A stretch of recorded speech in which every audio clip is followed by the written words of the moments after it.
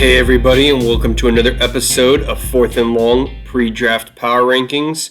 In this episode, myself, Zach, and Joe all gave our input on where we think each team is before the draft, and we took the averages of our rankings, and that's what you guys will end up seeing in this video. I hope everybody enjoys, and thanks for tuning in, guys. Hope your weekend is great, and see you guys on Tuesday when we go live.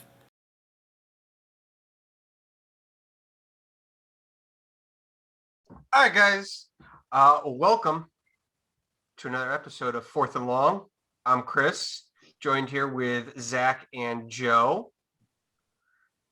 Say hi to the folks, guys. How you guys doing? Hey, what's going on out there? Hi, Pam. Welcome. There she is. I was waiting for my mom. I love my mom. Look at that. Hi, Zach's mom.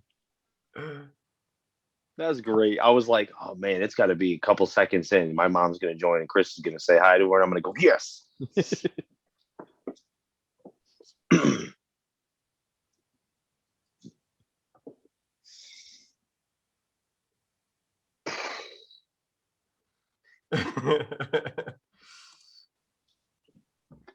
All right, so today we are discussing pre-draft power rankings. To start us off today, we're going to go over some news that's happened in the past week for the NFL. So a bunch of people actually just retired. TJ Ward, Marcus Gilbert, and good old Shawn Lee. I feel like the last one, I had to share the meme. It was a meme. You so much for that meme. But it's a good meme, though. It was a good one. Shawn Lee had an 11-year career, played 3 games, and had 5 ACL tears. That's a good meme. What was the first thing Chris? I guess, man. How many full seasons did he play? I think he said, what, one? One full season? Would. He did get injured a lot, but he's a name that your mom if you're a Cowboys is fan, saying, you're a fan. You're a mama's boy, Zach. I am. Your mom is saying that Abby said you're a mama's boy. Well, tell my sister to shut up. Who lives with her?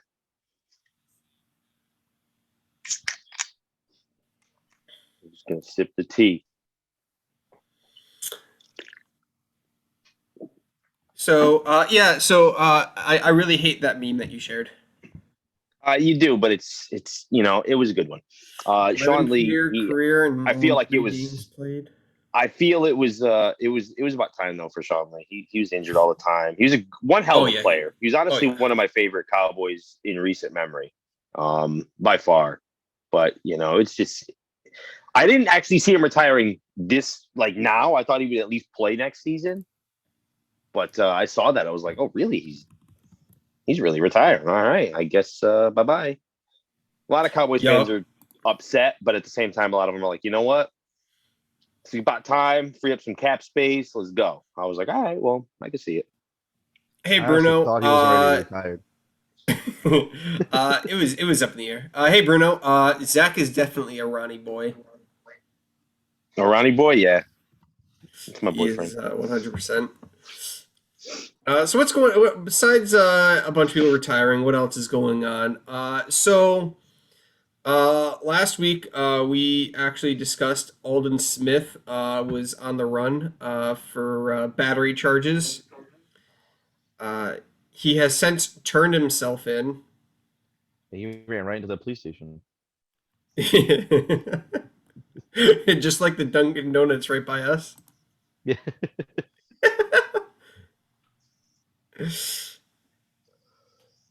I didn't know he turned himself in. Yeah, he turned himself in. So he's been charged with battery assault. So it is what it is. There was two big trades this week. One much larger than the other. Chiefs traded for Orlando Brown Jr., which I think is probably the best thing that they've done in this offseason. By far. So far, yeah. Because Chiefs haven't made too many big changes. Yeah. They don't need to. Joe is a Colts it's fan. like if it's not broke, don't fix it. Well, I mean, it was broke. Their offensive line was horrible in the Super Bowl. They got exposed. It wasn't because their offensive line was horrible. It's because their offensive line was hurt. Their offensive line was hurt, and also the Tampa Bay defense was absolutely unreal the second half of the entire season. Yeah. Yeah, they destroyed the Packers' offensive line and made them look like none of them were professionals. And we have David Bakhtiari and Elton Jenkins. And they made them look terrible. So, yeah. I mean, well, Bakhtiari didn't even play, but still, regardless, Orlando Brown, as long as they, have him play at his position, That left tackle position is the most important position on the offensive line. That's your blind side. For a righty quarterback, exactly. Yeah, for a right-handed quarterback, of course. Yeah. Peter, the left and right tackles for the Chiefs was they just couldn't keep up. So to get into the depth of this actual trade, so the Chiefs obviously gain Orlando Brown. They gain a 2021 second-round pick, 2022 sixth-round pick. The Ravens get the 2021 first-round pick, 2021 third-round pick, 2021 fourth-round pick, and a 2022 fifth-round pick. So I think the Chiefs made out pretty well. Yeah, all the Chiefs made out pretty well in the Ravens. So I feel like they made out like this was a very good deal for them. Not only did they gain Orlando Brown Jr., but now they have 2 second-round picks. And I mean, I feel like, they traded up, a fourth and a fifth, basically got them a second-round pick, and then the first and the third got them a player. I mean, and they got the 6th-round picks. I mean, that's just, to me, that I feel like. Well, you got to see what the like Ravens come up with the picks that they got for him. Yeah. Let's see if that trade works out. The Ravens got the 31st pick overall. So, I mean, it's not like it's the greatest pick. It's not, normally your top-tier players are, right there. The only really, really good player to come out of the last 2 picks in the first round is really Lamar Jackson. Yeah, to be honest, yeah. And then you have Chris Sims, who thinks Justin Fields is going to drop. I think it was Justin Fields. Chris Sims' mock draft. I stared at for 5 minutes, and I saw the 32nd overall pick. He said the Bucs are going to take Justin Fields, and I said, if he honestly thinks Justin Fields is going to drop to 32, he's out of his mind. Yes. So what really got me was in that same draft, the Patriots trade up and take a wide receiver. Yeah, Chris Sims. I like Chris Sims, but I don't know what he was doing when he decided, let me do this mock draft. Did he just put all the names in a hat and just go, yeah, we're going to do this? Pretty much. It was. Because Justin Fields at 32 was. No, I saw it. Justin Fields at 32 was appalling to me. I think they're probably still anticipating Jimmy G going back to New England. No. Dude, what did their coach say? Which one? Belichick or 49ers coach? Shanahan. Is Jimmy G going to be on the roster, or he's going to be a starting quarterback? Well, I don't even know if he's going to be alive. Guys can die. I don't even know if he's going to be alive. He pretty much said guys can die. I can't tell you if someone's going to be on this team. Oh, my God. That's everything you need to know. Jimmy G's not going to be on the Niners. If he is, it won't be for a long term, is what he means by that. Yeah. Yeah. I guess. They're gonna try to trade him sometime throughout the year or sometime after the season. Yeah. And Belichick wanted him. He wanted to get rid of Brady and keep Jimmy G. Who's got the longevity? Yeah, it was Brady and Kraft that wanted Jimmy out. Yep. And where's Brady now? With the Buccaneers. Screwed him over. Trophies. So another top stories. It's not NFL related, but sort of is. We are doing a draft cap giveaway. So if you guys head over to our Facebook page, you will find a pinned message at the top. Like, share, and make sure to subscribe to our YouTube page to enter this giveaway. We will be announcing the winner of next week. So, Zach, you want to go ahead and tell them more about it? Yeah, I mean, it's pretty dope. We hit 100 fans, 100 followers, likes. It was a pretty cool thing, considering it kind of just skyrocketed. Like that day, it was just like 59 new people. Like we're like, what? So it was cool. But we decided, once we hit 100, let's do this draft cap giveaway. The caps are pretty cool this year. I like how they're kind of plain. They got the logo. It's nice. And honestly, whoever wins it, they get. If they're a Cowboys fan, they get a Cowboys draft hat if they want one. Mm-hmm. If they're a Browns fan, they get a Browns one. You know what I mean? Obviously, and I feel like we should even continue further that. Go any style, because there's the snapback, there's the fitted, there's the flex fit, there's all the different kinds, Yep. Which one do you want? What team do you want? Like what size, whatever, blah, blah, blah, blah, blah. And, we'll send it to you. I think it's a really cool thing to do.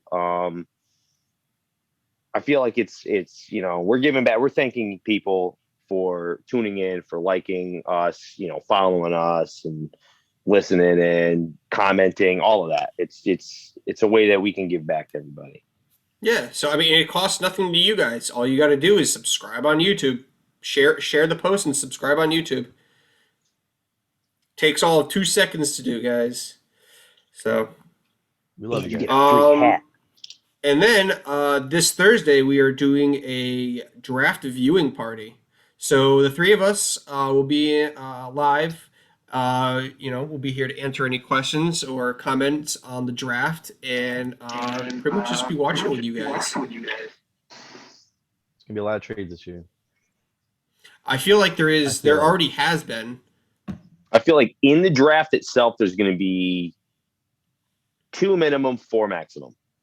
Really? So what we're gonna skip a little bit ahead right now in the free agency stuff. So here is some possible trades that I can see happening. I don't want to hear. Right now, the Atlanta Falcons are taking calls for Julio. So that's a trade that could easily happen right there. But they can't trade him until June, I think that said, just because of June 1st. Yeah. Which is the only issue. They can take the calls about him. Yeah. But they can't be like, we'll send you Julio. Bam, done deal, Yeah. So I don't think they're going to be able to get. Yeah, I don't think they're going to get rid of him. Yeah, but it's possible that they are fielding calls, which is pretty interesting. Yeah, definitely.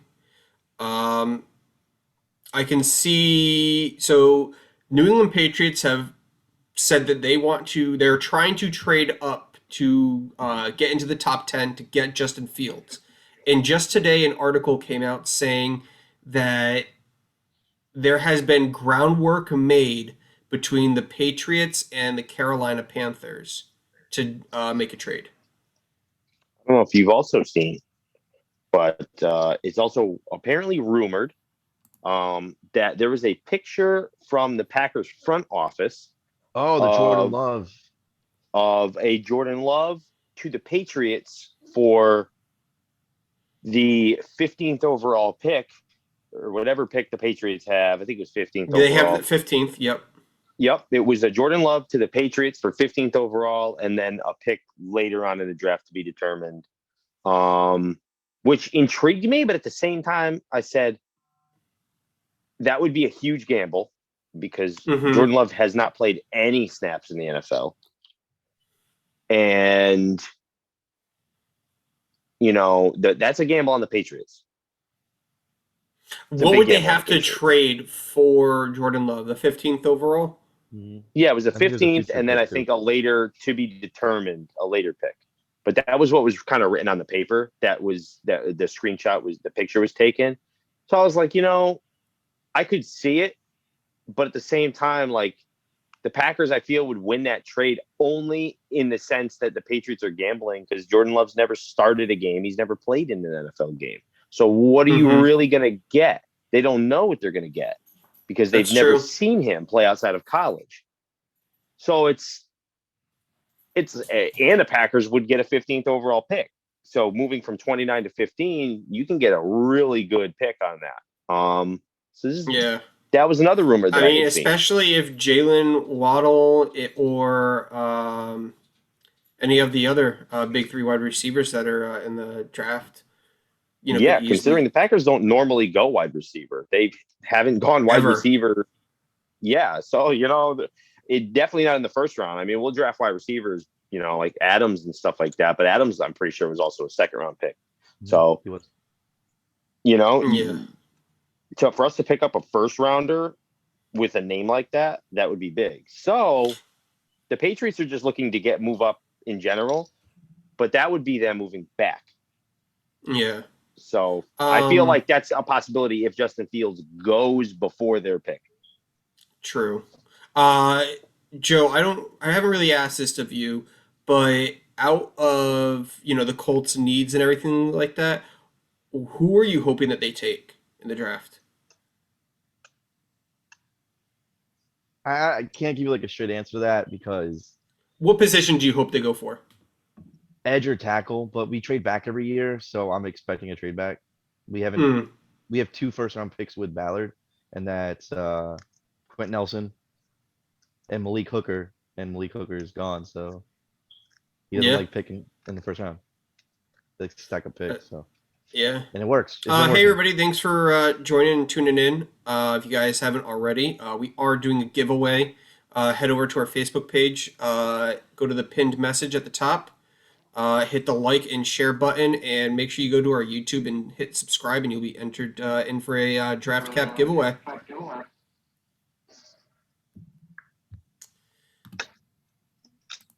Yeah, no, I feel like that's definitely a solid choice for you there. Yeah. Because they really haven't done much in the offseason, haven't they? Not really. We got Wentz, and that's really all they really wanted. It's true. The team is crazy solid. I mean, we re-signed T.Y. Hilton as well. Yeah, I feel like you guys could go for another wide receiver. I feel like another solid wide receiver. Maybe like the 3rd or 4th round, we could probably draft one. Honestly, give T.Y. somebody to mentor. Give T.Y. somebody like a new guy to really mentor, and that would be because T.Y.'s how old is he? He's up there, right? 31. I feel like he's like 31. Yeah, he was drafted in 2012. Yeah, he's not up there, Zach. He's our age. No, it feels. Shut up, no. It just feels like he's been in the league for so much longer now that I like thinking about it. Yeah, but like he's a veteran, so I think any wide receiver you get would be nice to have him. We have Michael Pittman, and they say he's like mentoring him, and Pittman had a pretty good. That's a good thing. Last year. Pittman did have a pretty decent year. I like watching Campbell that kid. Healthy. So other teams that might be trading in the draft. Who is it? The San Francisco 49ers. There are rumors that they will trade Jimmy G either this week or on draft day. So pretty much they have today, tomorrow, and draft day. Same thing with who was it? There was another team that is open to trading. It's on the tip of my tongue too. I saw a notification for it. I cannot think of it to save my life right now. Yeah, there was rumors that we were going to trade a player on draft day. I feel like it was Julio, but I cannot recall. But we can't we can't trade Julio till June. That's true. That's why I feel like so many people want that to happen. but they Wasn't can't. Miami talking about it was the Houston Texans. The Houston Texans originally planned to trade Deshaun Watson this week, but that was before all of his legality issues. Yeah, so I don't know. That's I mean, they technically still could if somebody's willing to trade for him. That's that's a huge gamble, but it could pay off because we honestly, I feel like the news of that has really died down. So, as we're all kind of just waiting for things to happen at this point. What's going to happen next on the next episode of As the Watson Turns? You never know. You never know what's going to happen next. So, I feel like a lot of teams are either waiting for something else or maybe just weighing their options. Yeah, definitely. So let's get into the depth of the free agency. So there was quite a few teams that didn't really do anything. We talked about the Arizona Cardinals. They haven't really done anything this week, but they've already been extremely busy in the free agency. Falcons are accepting calls for Julio. The Baltimore Ravens have come out and stated that they are waiting until after the draft to sign free agents. At this point, it's kind of tough to really even sign anybody. There really isn't too much left, except that they have met with Villanueva that we discussed last week, and they are expected to sign him after the draft. They also traded Orlando Brown to the Chiefs, and they have decided to exercise Lamar Jackson's 5th-year option. So, pretty decently busy this week for the Ravens. Keep him around. Buffalo, yeah. Buffalo Bills re-sign Ike Botker. Carolina Panthers, not much since the Sam Darnold trade. Chicago Bears have exercised Roquan Smith's 5th-year option. So you guys are going to hear me at least, saying that a lot of people have their 5th-year option is being exercised this week because it is draft week and it is time to make that decision. Otherwise, they become free agents, I believe, June 1st, something like that. So definitely something for them to think about. Cincinnati Bengals, nothing this week. The Cleveland Browns have come out and said that they are open to re-signing Sheldon Richardson. Very surprising. But, I mean, not they just so released much. him, 2 weeks They just ago? released him, but they did manage to save $11.6 million in cap space and only took $1.6 in dead money. So, I mean, if anything, they're going to re-sign him to a 1-year deal and pay him $2 million for it. We're still saving $9 million or something like that. Exactly. It's pretty much a no-brainer. Or if they even don't sign him, they have decided to exercise both Baker Mayfield's 5th-year option and Denzel Ward's 5th-year option. The Cowboys have re-signed Antoine Woods and Cedric Wilson, so I'm really happy about those. Cedric Wilson is very speedy, and Antoine has really started to make a name for himself. And they've also come out and said that they are pretty much set on taking Patrick Surtain. I think that it's pretty much going to come down to either Surtain or J.C. Horn that they're taking for the 10th pick overall, unless they decide to trade back. So I got to ask you guys this. If you're the Dallas Cowboys, both Horn and Surtain are on the board. The Patriots have not traded up. Justin Fields is on the board. Do you trade back and hope to still get Horn or Surtain? What do you get? You guys have and you guys have the 10th, you said? Yes. Fields is on the board, Surtain's on the board, and Horn is on the board. Do you trade back? Yeah. Do you take that trade if the Patriots call? Is it just pick for pick? No. It would include a second-round pick as well. I believe that's what I saw. It would also include their second-round pick. All day. Probably. I would say if I was the Cowboys and you're being given literally 5 positions back and a second-round pick as well, then you take it because that's literally an extra person that you can draft this year. So what I read was the Cowboys make two. There was a mock draft where the Cowboys make 2 trades. One, they trade back to the Patriots. They lose out on Surtain, but they do get J.C. Horn. The Patriots end up drafting Justin Fields, and then the Cowboys trade their both of their second-round picks to the Packers and draft Tevin Moehrig, and they draft him, and they so then they get 2 first-round picks. I thought that was a very interesting mock draft. That's interesting because the Packers would have 3 second-round picks. That would be really smart for Green Bay to do. And they're early second-round picks too. Right. But at the same time, do we want to miss out on a first-round talent? Granted, there's a ton of players that are first-round talent that might not make the first round. But yeah, like Caleb Farley, his draft stock seems to be going down because it is the back. Well, go ahead. Day 1 and day 2 picks to be day 1 starters too. So that's 3 potential day 1 starters versus 1 potential day 1 starter. Yeah, no, that's not bad at all. So I actually just got a notification. The Dolphins are favoring Alabama wide receiver Jalen Waddle over LSU wide receiver Jamar Chase with their first pick.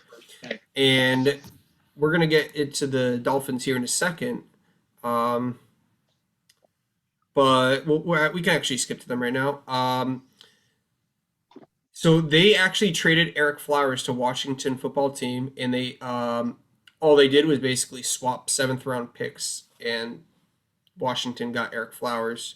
And in doing so, they moved their left tackle, Robert Hunt, to right tackle, which makes everybody believe that they're planning on drafting Penei Sewell. I did see that. I thought that'd be interesting because a lot of people automatically assume they're going to go wide receiver. Mm-hmm. They don't necessarily need a wide receiver, but Sewell would be a really good pickup as well. And you said Sewell, we said this, was it last week or the week before, that Sewell is he's training at both sides. Left and right tackle, yeah. He's training. Which would be amazing because Tua is a left-handed quarterback. So we have Jacksonville, so Jaguars, Jets, Niners, everybody's predicting they're all taking quarterback. Falcons, everybody's predicting that the Falcons take either Kyle Pitts or a quarterback as well. Like almost every single mock draft I've seen recently has the Falcons taking Pitts. Yeah, I've seen a lot of people taking him. With that, I am assuming that the Bengals will either take Sewell or wide receiver. And so I feel very confident in saying that Sewell will either go to the Bengals or the Dolphins. I feel very comfortable in saying that. Would benefit from that big time. Oh, 100%. Burrow would benefit having him on his left. Exactly. Yeah. Having Joe Burrow coming off an injury. Sewell can play both. If he's been training at both right and left, he could guard Burrow's left side, but he could also guard Tua's right side. So either or would be a perfect fit. Yeah. Definitely. Because that's another thing. Like Tua is one of the only left-handed quarterbacks in the league right now. So it's like, if he's doing that, that could maybe mean he might want to go to the Dolphins too. You never know. He might not want to because there is that pay difference. There is, but at the same time, like he'd probably be if he was to do well at that spot, he'd definitely get paid left tackle money for doing that. Being that he's guarding one of the only left-handed quarterbacks in the league, his pay is probably going to be higher than a regular right tackle's pay. Yeah, most likely. The blind side is always going to get paid more than the other side. True. Denver Broncos didn't do anything this week. Detroit Lions re-signed Jack Fox. Green Bay Packers re-signed Chandon Sullivan, and they exercised Jair Alexander's fifth-year option. So I'm sure you're happy Damn about right. that. I'm definitely happy I'm happy about both of them because Chandon had a couple of good plays, and Jair is the best corner in the league. So let's go. Yeah, we already talked about the Texans, the Colts, and Jaguars. Both did not do anything this week. The Chiefs, we talked about briefly. They traded for Orlando Brown Jr. And they are, I believe, the owner or the coach, the head coach, says that they expect extension talks with Tyrann Mathieu in the coming months. So, I mean, that's good for them. Las Vegas Raiders sign Carson Williams. Both LA Chargers and Rams did nothing. We just discussed the Dolphins. Minnesota did nothing. Patriots, we already discussed that. Saints, Giants, and Jets, nothing. Philadelphia Eagles, it's very interesting. Declined to name Jalen Hurts the starter. They want a competition. I agree. Oh, definitely. But who do they bring in for competition? I don't agree with it. You got rid of Wentz personally because you knew Hurts was going to be your guy. I honestly see it sucks. Like that's something that I get it. I get that you want to have a competition. I feel like they know that Hurts is going to be the starter. I feel like they knew that last year when they put him in instead of Wentz. But I feel like they want to give him a little bit more kick in the ass. And they're like, you know what? You're not going to be the starter. We want you to play up to be the starter. You got to show us what you really have. Who else is on the team that could compete for that spot? I mean, they would have to draft someone, right? Because either draft someone or sign Joe anybody. Flacco. They signed Joe Flacco, didn't they? Yeah, that's right. So there you go. It's going to be the veteran versus the newbie now. Yeah, pretty much. I'm here for it. Yeah. Joe's going to have to show everybody he's still got it. Pretty much. Pittsburgh Steelers exercise Minkah Fitzpatrick's fifth-year option. As they should. Oh, yeah, absolutely. So good. He's so good. San Francisco 49ers. Leaves the Dolphins and then gets just goes on a freaking tear. That was amazing. Oh, yeah. His first game with the Steelers, I'm pretty sure he had a pick six, which is gross. He did. And he picked off, I think they played the Dolphins, and he got an interception against them, too. So it's just like, hey, rub it in my face, why don't you? Oh, exactly. San Francisco 49ers signed Wayne Gallman and the newly released Raiders, Arden Key and Maurice Hurst, who were released together, have now been signed together with the Niners. I thought that was kind of cool. And it seems that they are set on either taking Mac Jones or Trey Lance with the third overall pick. I think they take Jones today. I think they take Mac Jones as well. They've also exercised Mike McGlinchey's fifth-year option. And we already talked about how there's rumors surrounding Jimmy G being traded this week or on draft day. Seattle Seahawks. There's a name that you guys have not heard in a while. Re-signed Geno Smith. The GOAT.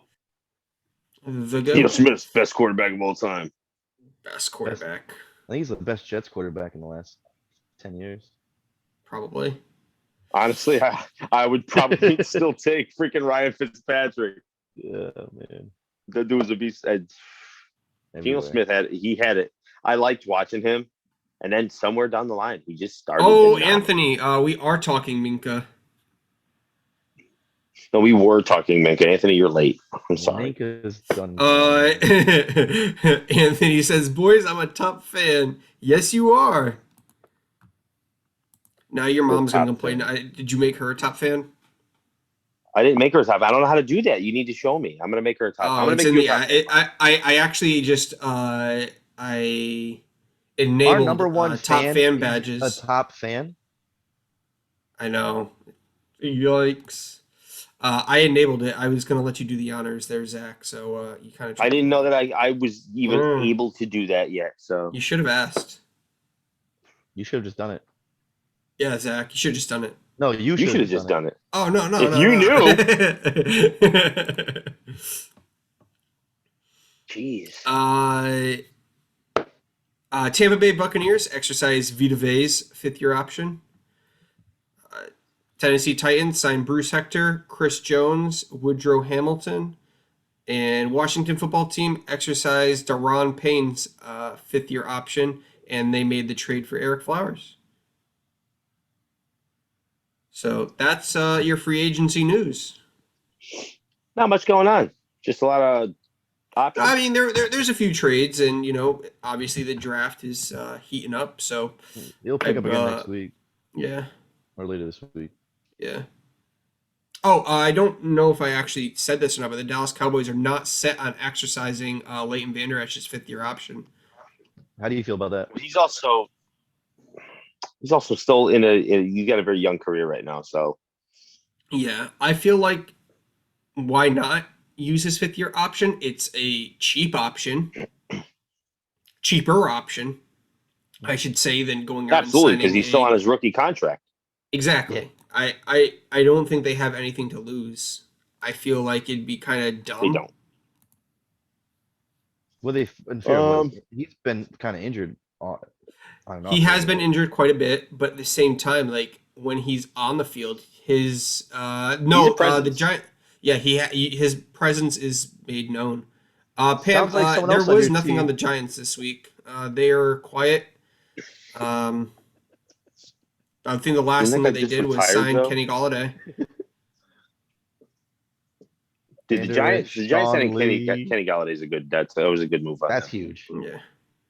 That which is why the Cowboys need with the NFC East so Kenny Galladay joins, Curtis Samuel joins, and the Eagles still have no wide receivers. So the Cowboys need to. That's still 4 games.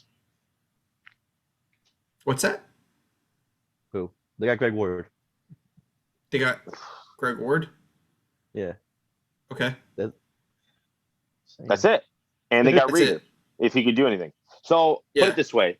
The Cowboys need to do something to bolster their secondary, or they're going to be victims of an air raid all year long.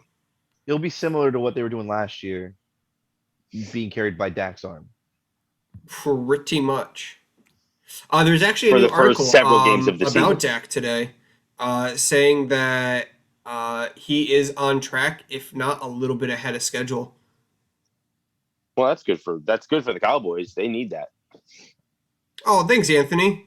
I appreciate that. Anthony says, I like this stream because I mostly follow the Steelers, everything, but this is keeping in tune with the whole league. Yeah, we try to give a good variety. Bye, Pam. I hope you have a great night. Thanks, Mom. And we let Joe talk, but I don't think we're gonna let him keep talking. I don't know how. No, you don't want to let him keep talking because he likes to shit on Joe, the go Cowboys. get Cassandra. No, because his instructions are going to be to shit on the Cowboys. Yeah, I'm gonna go all on him, man. Watch the air raid on the NFL Hall of Game Steelers versus Cowboys. What do you mean air raid? We're gonna injure Ben Roethlisberger the first game, or he's gonna injure himself getting off the bench. Tommy John surgery again. Oh man, it's like Tony Romo all over again. That guy was made out of paper mache. Tony Robobot. Tony was made out of paper mache. I don't care what anybody says. He's a genius, but he was like you looked at him the wrong way, and he hurt his back. It was messed up. I love Tony, but yeah, it's Brucey's time to shine. It's Brucey's time to shine. So let's get into the main topic of tonight that everybody's been waiting for is our pre-draft power rankings. Pre-draft power rankings. This is pretty much top full-on overall team, offense, defense, from best to worst Worst to best. Before the draft. Well, yeah, no, but I'm saying like how we rank them. Obviously, we're going to list them worst to best. Yeah, we're gonna reveal them to you guys worst to best. And if you guys disagree with us, let us know. If you guys agree, awesome. Let us know. Let us know too. Don't let us know. Yeah, just let us know. We love having a conversation with people in the comments, and for those who are listening on either Spotify or YouTube, you guys can check out our Facebook and tune into us live at Tuesdays at 8:30. We'll make sure that the link is in the description. So if you guys want to, yeah, we love having a good discussion with our viewers. So let's get into this thing.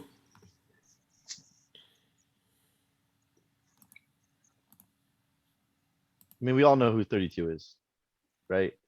It's definitely the Cowboys. I don't think our viewers know who 32 is. So, pre-draft power rankings.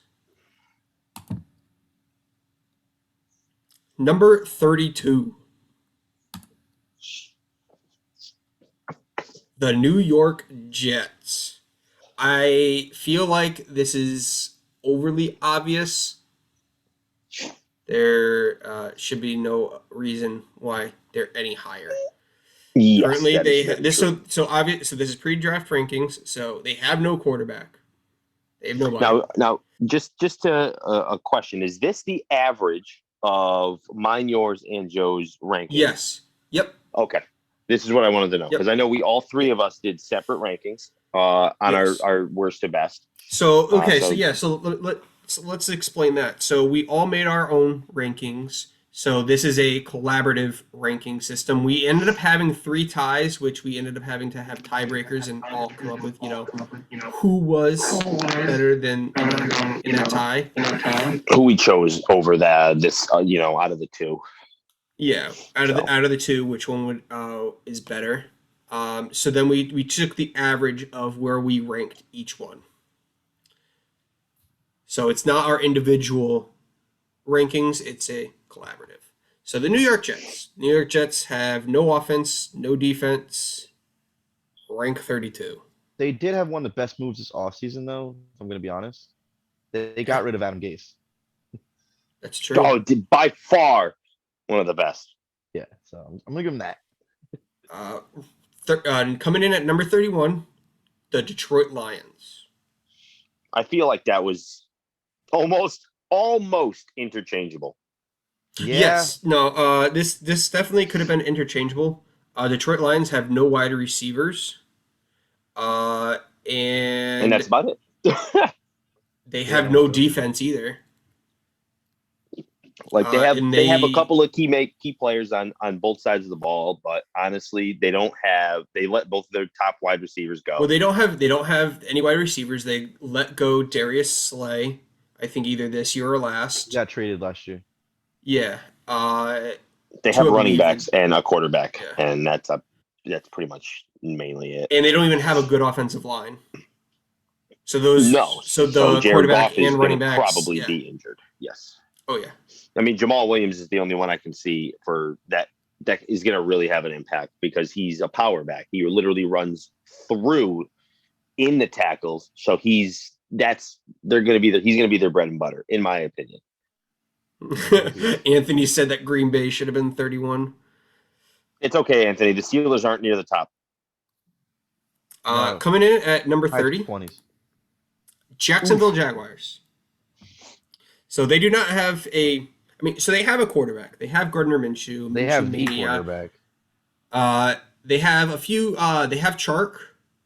They have a few decent wide receivers. They're not great, but they're still pretty freaking horrible. All right, this is my opinion on the Jacksonville Jaguars. They have the sexiest quarterback in the entire league. 1,000%.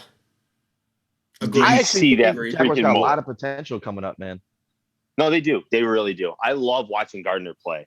I do. Yeah. He has fun. He's not like the top of the top. He's not like the best quarterback in the league by all standards, but he loves having fun. I love that. That's one thing you'll always hear from me is I love watching a guy that goes out and he has fun. He just loves the game. Yeah. And that's something I love about the Jaguars. They have a bunch of guys on that team that they have so much potential and they love the game. And unfortunately, nothing really clicked, and that's why they're 30th on the list. Yeah, it's true. Coming in at number 29, Houston Texans. So this is difficult. This is difficult because this is under the assumption that Deshaun is still the starter. Even they literally lost all their guys, though. That's why they're so low. And the only reason that they're not lower is because they still have Deshaun.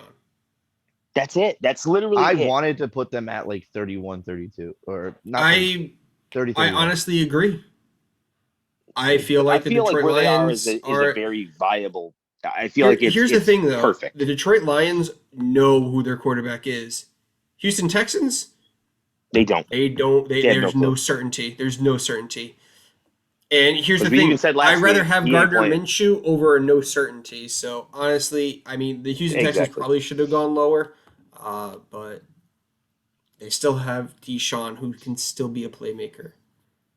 Chris, what do you learn? You're learning to make a chicken gnocchi over there, I see up on the top. What, you see Alfredo sauce recipes, you know? Hey, man, don't you worry about my recipes. Those are my recipes, damn it. Those really yours, or are you just finding them on Pinterest and whatnot? Oh no, I've actually that chicken gnocchi recipe and that Alfredo recipe I've been making since my wife and I first started dating. So I've been making that for like 12 years now. Oh, that's pretty cool.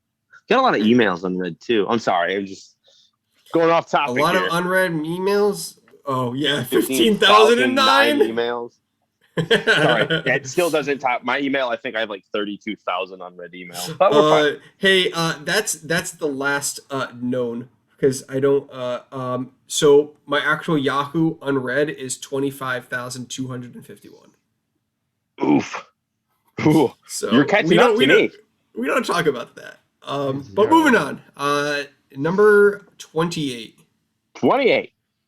Philadelphia Eagles.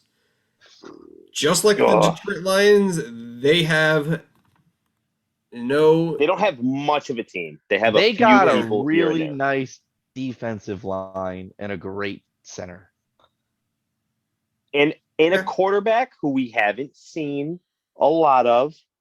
And Miles Sanders, or might not see any at all. Yeah, we have no idea with the quarterback situation. They want a competition. I feel like Hurts is going to edge out Flacco, but you never know. It's, hey Joe, I think Cassandra's coming over. She just asked me for dinner. She didn't ask you for dinner. She said we're having dinner. Sounds like she wants me to cook for her. I don't know. She must have heard about the chicken gnocchi and the Alfredo sauce. Must have. I mean, Hey Chris, when are you making me that Alfredo sauce? I actually made that last week, and I made the chicken gnocchi 2 weeks ago. I see. No invite. I see. I will for the Eagles though. Right. I will give them their tight ends are freaking stellar. They are going to. Well, here's the thing about the tight ends is that Zach Ertz has been searching for trades. Yeah, that doesn't mean that's the only thing. His Goddard's still really good. Yeah, Goddard is really good. I was so upset that when the Cowboys didn't get to pick him up. But you guys got well, no, I meant because of his name. I don't know who you got. We have Goddard too. Yeah, we have that's how good he is. Jarwin Schultz. Oof.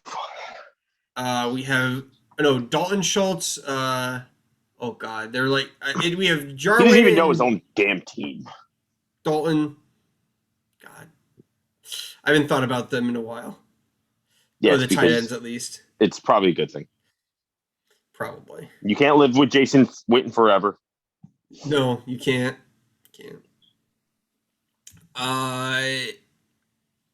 Number 27, Cincinnati Bengals. Now, it was close between the Bengals and the Eagles. It really was. I believe it. I think this is the Bengals' floor, and they can kind of only go up from here. I'm going to agree with you 100%. If Joe Burrow did not get injured at the point of the season he did, that team would have finished so much differently. That record would have been substantially different. Yeah. Because that kid, they weren't winning a lot of games, but that kid here's the thing, though, is that division that they're in numbers. is probably the toughest division. Right now, without a doubt, I love watching that division play. Doesn't matter the records of those teams. It doesn't matter the talent that's on those teams. Every single AFC North game I have ever watched is a hard-hitting game. It is an extremely competitive game. And they're super fun to watch. Does not matter the two teams' records or talent. Does not matter. They're super fun to watch. And as I said, Joe Burrow, he didn't get hurt. That team, he was putting numbers up before he got hurt. He was putting so many good numbers up, like yards just per game. He had like 300 yards a game at least. Yeah, on all his starts. And I think that. I mean, they just have to go wide receiver because they honestly, I don't even think they have Tyler Boyd anymore. No, because they got rid of Green. Green's no longer there. I'm pretty sure they got rid of Boyd. They don't have much either, but they still have Mixon. You know what I mean? Like, they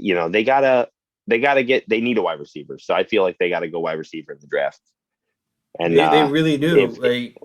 If Joe stays healthy, if Burrow stays healthy, that team. Okay. So I'm looking at their depth chart right now, and it looks like Tyler Boyd is still on the Bengals.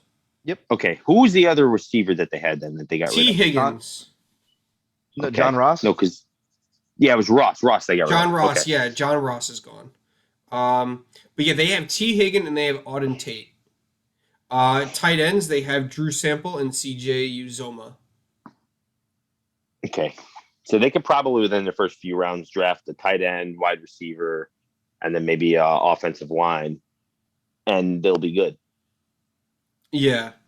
So their right guard is Xavier Suafilo, and he was with the Cowboys for quite a while, and I really liked him. So I think he was a rotational guy, and I liked him. He played his part. Number 26, the New York Giants. So the New York Giants probably could have been ranked a little bit higher than this, but up until this point, they have not proved themselves to be higher. Yes, they've been signing big names, but they still have Daniel Manning. Signing big names does nothing. Man. I feel like exactly if they proved it, they'd probably be higher. But they gotta prove it. They have to, pretty much just to prove it. You're at 20. That's another team, though. That's another team where I don't know if you can agree, Joe, but I feel like that's their floor. Their floor, yeah. That's their floor. The Giants have so much, and I've even told Chris this in the first few weeks that we did this podcast. I said I like the Giants. I like the talent that they have. Daniel Jones. You almost said I know, because you do. Daniel Jones has a ton of talent. He needs to work on fundamentals like decision making, and they need an offensive line. Yeah, and they need to work on the offensive line, because that man makes me, watching him play football makes me so angry, just because he'll hold the ball for so long and then take a sack, and it's like, dude. Well, here's the thing, right? I think if they don't trade back, and Rashawn Slater is there, I think they take Rashawn Slater. They need somebody to help them out a little bit. Give Daniel Jones a little bit more time to be able to decide where to throw the ball. Give him another threat so that he can throw the ball and not have to really worry about if the guy's going to. Well, he does have a threat. He has several threats. So he does. So. Well, no, he has Saquon. He has but Saquon was injured all year.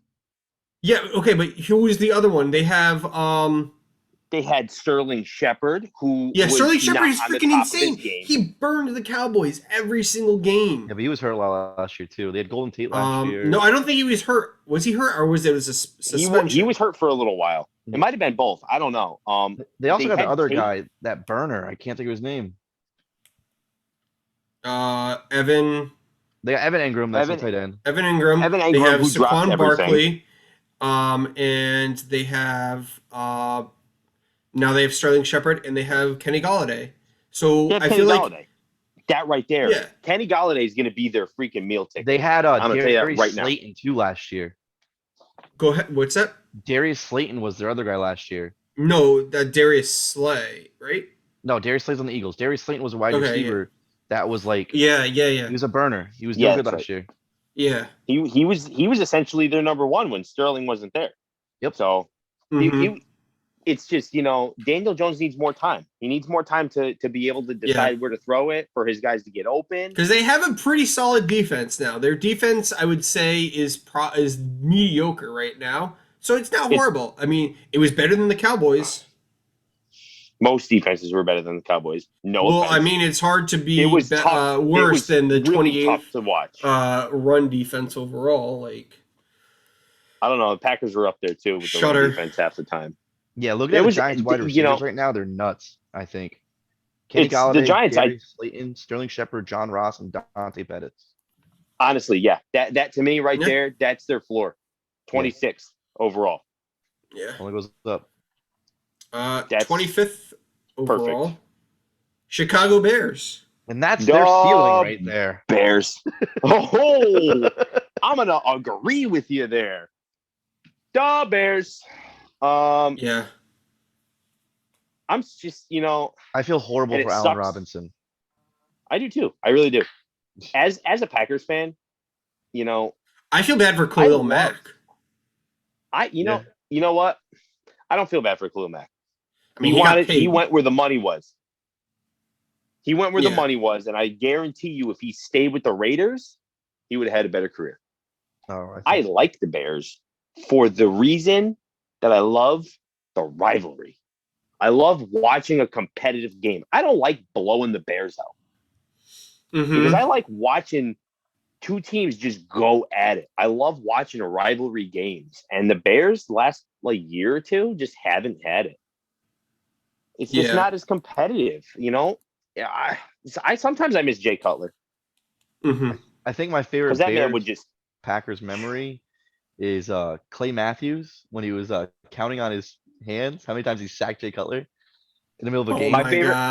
My favorite memory of the Bears-Packers rivalry was, I want to say 2013, the fourth down game.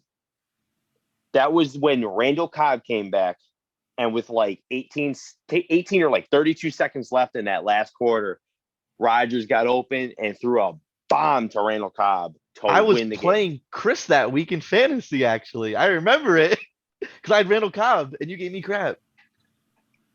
He probably did. I do. Oh, yeah, he blocked that out of his memory. There's a lot of things that block out. My favorite Bears memory is The League, the TV show The League, where Jay Cutler and his wife and child were guest starring on it, and one of the main cast, their child ended up tackling the Cutler baby, and they're like, "Oh, you just get sacked?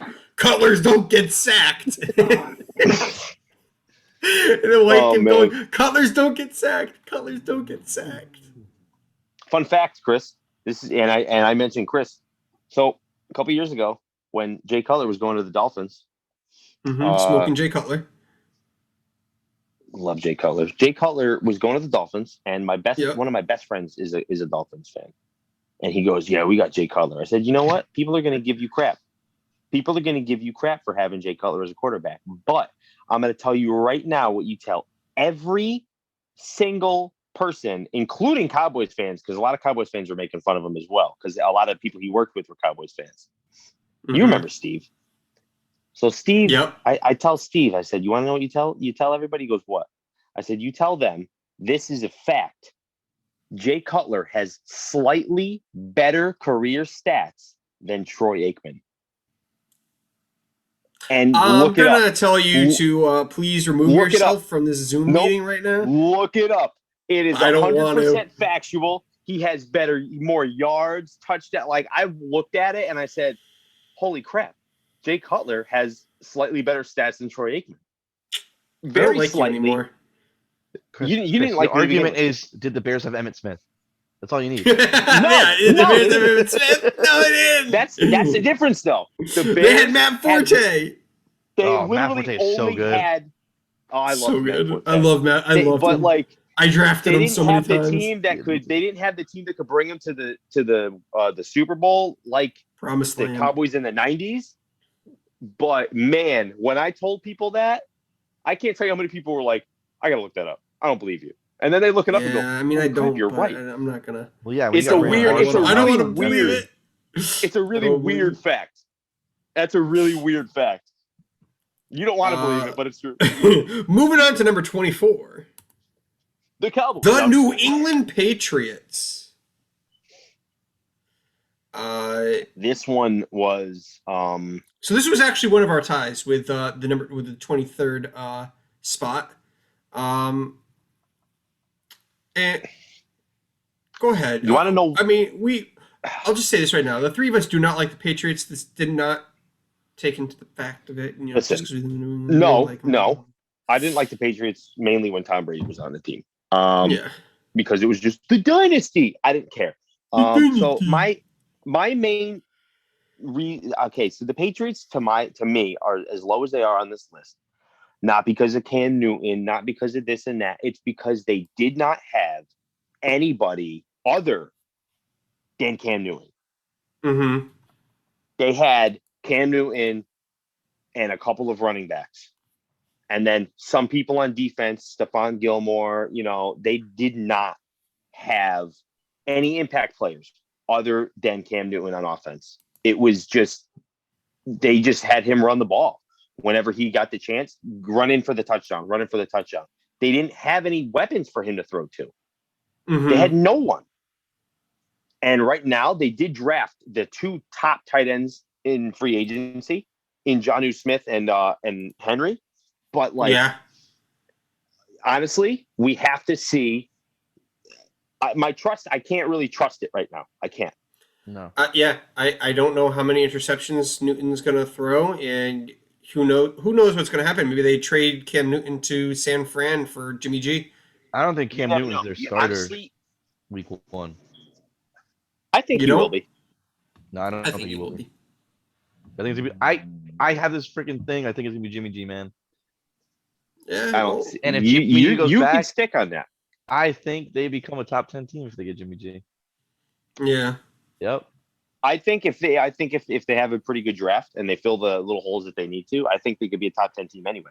They have a ton of talent. They really do. Mm-hmm. Cam Newton has shown in the last season without any wide receivers, with an injured Julian Edelman for half the year, without many big wide receivers, Cam Newton still showed that he has what it takes to play at the level that he can. Yeah. He still is a physical quarterback. He still wants to run that ball. He still wants to, I feel like he has a chip on his shoulder. He wants to prove that he doesn't have a bum leg. But I will never trust does. Cam Newton because of that Super Bowl, though. A lot of people say that, but you know what? Cam Newton's stats that year were freaking dirty. No, they were insane. But jump on they that were ball, dirty. It's a Super Bowl. I know, but I feel like that was just a heat of the moment thing. Like he probably just froze in that moment. Yeah. It was a thing. Honestly, he still has it. I don't think he ever really lost it. He was injured with the Panthers. They did not treat that situation right. No, they didn't. So they let him go. They let him go to the Patriots. I feel like that was a good move on him. To keep his career going. Mm-hmm. And I wanna put them up higher on the list, but after last year, and we don't have that full trust in what they're going to be able to do. That's why they're at 24. Yeah. They're probably going to be at least in the middle of the pack on the left side of this entire graphic next year at the end of the season, by far. As long as they got Belichick, again, we're sounding like freaking robots, but this is their floor. They only go up. That's the floor. And that's weird to say. Unless they decide to, completely just rebuild and trade everybody away like the Houston Texans and, not have any first-round draft picks. I mean, yeah. Well, Brian. Oof. Number 23. So this is the one that the Patriots were tied with. The Atlanta Falcons. Which a lot of people are going to 28-3, and everyone's going to complain about it. I get it. But here's the thing. They have Matt Ryan. They have Calvin Ridley. They have Julio Jones. And they just got rid of Dan Devontae Freeman. Yeah, they have Devontae Freeman. They just got rid of Dan Quinn, and he did go to the Cowboys. But I think Dan Quinn's a better defensive coordinator than he is an actual head coach. I knew a couple of Packers fans that wanted Dan Quinn as our defensive coordinator. They wanted him halfway through the year. And I said, listen, I get it, but I don't think we're going to get Dan Quinn as a defensive coordinator. Yeah. It is what it is. I was actually mad, though, that he went to the Cowboys because I was like, man, we could have picked him up. I was pissed when I saw he got signed. I was like, damn, he should have called the Packers. But see, this is why the Falcons are better. Is that like they have weapons. They have weapons. They have the talent. It's not just a quarterback. It's not just a quarterback and a running back like it was at the Patriots. Well, see, here's the thing. New England Patriots, if you're playing fantasy football, you never draft their running backs. You never do. I don't draft any of them except for Gronk. The only running back that I would draft from the Patriots is pretty much James White because James White was, at the time, their number one back that they would go. He was a catching back, too. He was their Matt Forte. Yep. I love equivalent Kareem Hunt because Kareem Hunt catches more than he actually runs. Yeah, they use him in that double role. Yeah. I love quarterbacks. Nick Chubb is the running back, and Kareem Hunt is the catching running back. Yeah, he's their utility man. I like that. That's something that the Falcons have with Freeman. They have a set of wide receivers. Freeman's not on the Falcons anymore. He's not. Where is he? True. He's on the Giants. That's where he was last. Oh wow! Oh yeah, that's One of you looked at it. Oh no, they have Gurley. They have Gurley. Never. Oh, that's right. They have Todd Gurley. Some dummy traded for him last year. I don't want to talk about that. It's all right. I still went to the finals, and you didn't. It's all right. In both of my leagues last year, literally, I had my draft in both of my leagues on the same day, and then the exact next morning, Leonard Fournette, who I drafted in both my leagues, was traded. Yeah, that was me. Yeah, it did. It did. And then I got rid of him in both my teams at the end of the season because I was sick and tired of freaking having him sit on the bench or do nothing for me when I started him, and that's when he started doing good. So that was usually how it happens. Yeah. Yep. So moving on to the 22nd 22. spot. The Denver Broncos. The Broncos. So a lot of people are going to give us probably flack for this. They probably believe that the Broncos should belong much lower. But their defense carries them hard. The defense is... Not only that, but look at who they signed for their secondary. The secondary, they have Fuller. They have they have so many big names right now. They have a couple of beast wide receivers. They have a little bit more of a complete team. Quarterback situations still kind of up in the air. Don't really know. I think Drew Lock has potential, though. He does. He does. I liked Drew Lock. I like how he was rapping that whole song, and then when they asked him what he was doing, he's like, I don't know. He's like, I don't know. I didn't even know I was doing it. Like, dude, I like when people are doing stupid crap like that.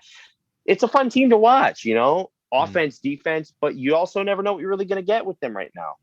They have a beast defense. The issue with them, though, so just from this offseason, they signed Shelby Harris, Justin Simmons, Alexander Johnson, and I think Kareem Jackson. They also those are the re-signings that they did, and then they also signed Ronald Darby and Kyle Fuller, and they also have Von Miller coming back this season. So you have Von Miller, you have Kyle Fuller, and what's that? They have Bradley Chubb as well. Yeah, and they have Bradley Chubb, and they have Justin Simpson. No, Philip Lindsay's gone. Philip Lindsay's gone. They got Melvin Gordon. That is right. Yeah, they have Melvin Gordon. Well, I mean, we're talking about the defense, but like their defense is solid. Like I firmly believe they'll be in the top 15 if they can actually get their offense together. Their issues, hey guys, is this their floor? Or no? No, they can go lower than this. Their floor, I think, is the 24th, 25th spot. Floor. Yeah. Their issues are Kansas City Chiefs and Chargers. Yeah. You gotta get past Herbert and you gotta get past Mahomes.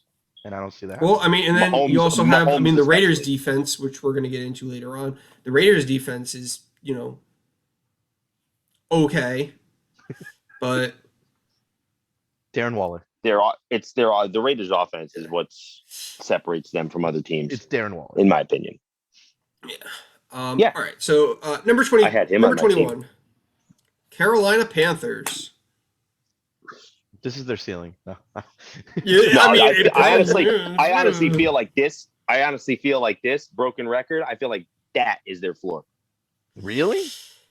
And the reason I say that, they have DJ Moore, who's a beast. He's put up numbers each year. This is not their floor. This is not their floor. No, okay. We could probably put him down in the middle of that.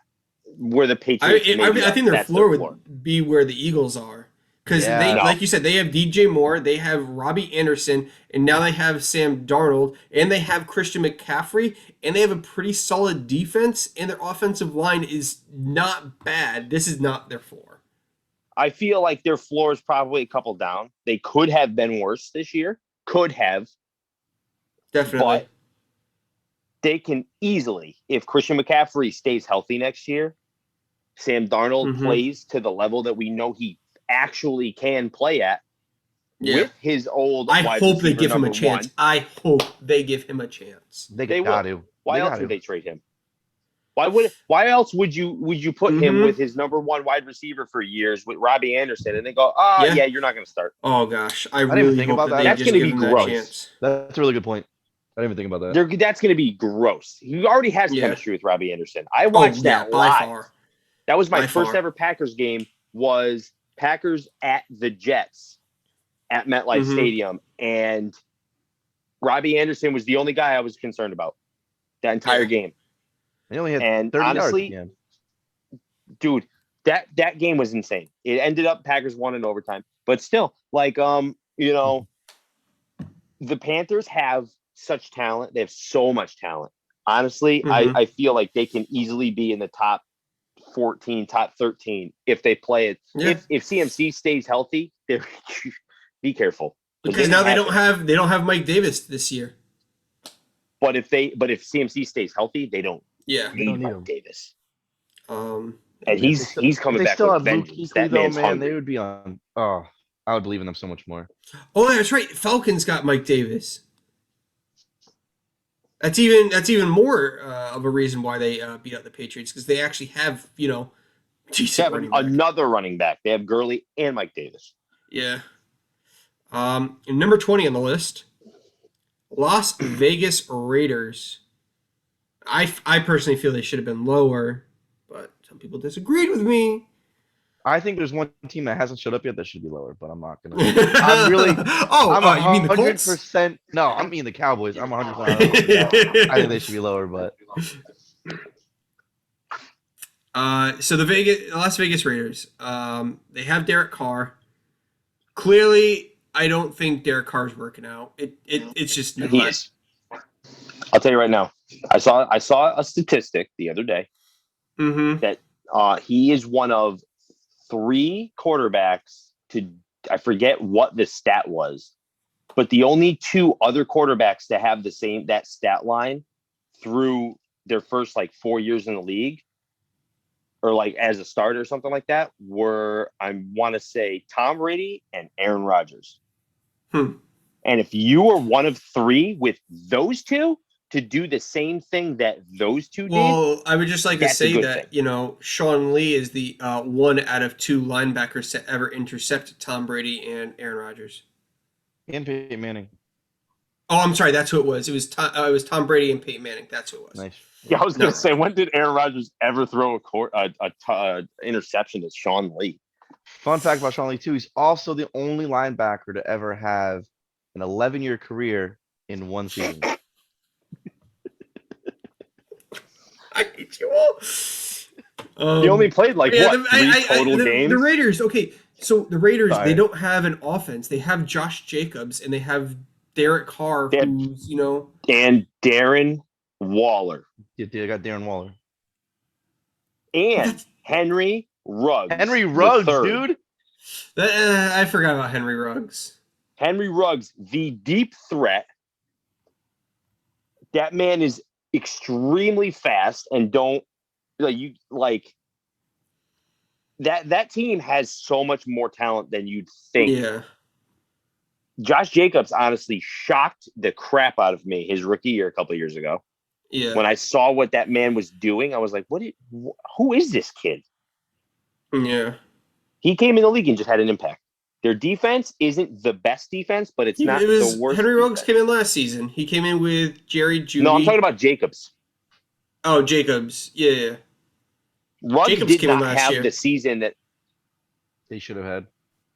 Yeah, no. Yeah. Ruggs didn't do what everybody thought he was going to do, but he also had, I don't think he was 100% half the year as well. Probably not. But it's like a lot of players are playing hurt just because they don't want to lose, their money. They also didn't have OTAs and all this stuff. There's no preseason last year. So last year was a hard year to start for rookies. What was it, like week 3 or 4 when everybody got injured last year, especially there was 7 ACL tears in one 49ers. Season, the 49ers had 5 injuries in one game. 3 in one game.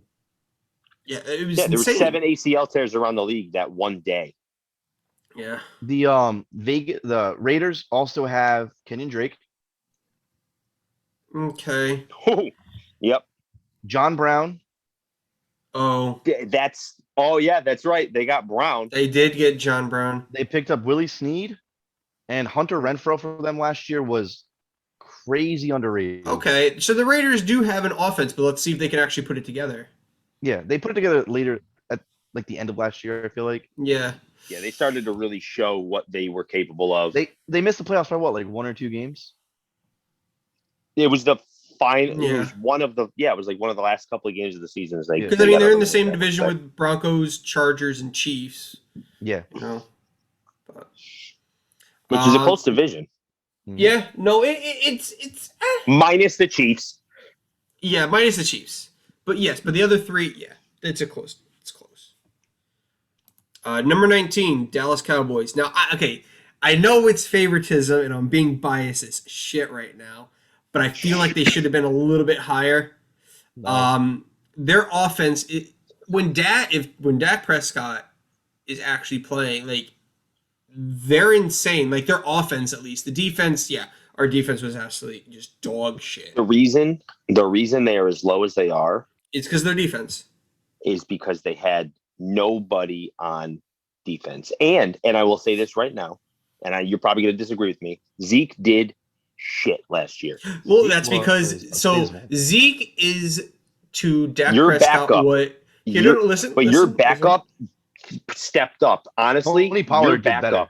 Tony Pollard, I love Tony Pollard. I love him. The MVP of the Cowboys. But let me just say this: last year. Zeke Elliott is to Dak Prescott what Gronk is to Tom Brady. He's just there to party and have a good time when his buddy is there. When his buddy's not there, he's like, but you know what? That's the thing that bothers me, man. You gotta show up no matter what. You're the running back.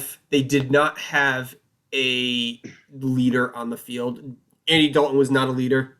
No. Ben DiNucci was not a leader. Oh, whoa. Leave Ben DiNucci out of this. He's the reason I ranked you guys so freaking high anyway. I'll tell you right now. If there wasn't a leader on the field, Zeke should have been the leader on the field. I know, but he didn't want to be. Because honestly, he disappointed me as a Packers fan. Zeke's a trust me, he disappointed me too. But here's the thing: he's a player that I like to watch. Pollard was so. His attitude might not have been the greatest, but his lack of effort wasn't his entirely. our entire offensive line was all second and third stringers starting. All of our starters were injured. All of them. They got to step up, man. They need I don't to feel step like up. I still feel like that's crap though, because you got CeeDee Lamb, you got Amari Cooper, you got I can't even think of your Michael Gallup. Michael Gallup. Gallup. I'm sorry, that's probably the best wide receiver trio in the league. And really none is. of them stepped up when Dak went down. I know. And then they have Blake Jarwin and they have Dalton Schultz, and they just signed Jeremy Sprinkle. Is it Dallas Schultz? No, it's Dallas Schultz. I'll tell you though, Pollard, in my opinion, was the Cowboys MVP last year. Gosh, I love him, and they just need to give him the ball more. That dude played lights out every time they gave him the ball. You could see the effort he was putting in. He was putting in more effort than anybody on that field. That dude was not necessarily. I think him and CD put in the most. But dude, no, I'm saying whenever I watched any Cowboys game and I saw him run, like say he ran like 12, 13 yards, he get the first down, he was fired up. I will say this though, the Cowboys were very close to the 1,000-yard trio. Very close. Yeah, you're right, Dalton Schultz. Yeah. I think it was either CD or Michael Gallup. It was one of those two had like 870 something yards, but the other two, Amari and whoever the other one was, both got over 1,000.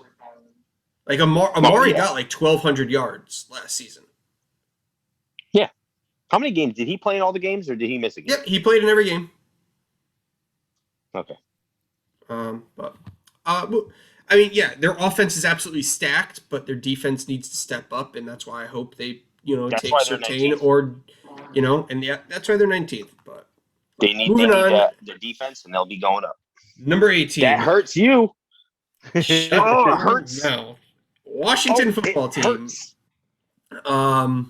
Who won the division? This was actually close between the Cowboys and Washington football team. This is not close in my eyes at all.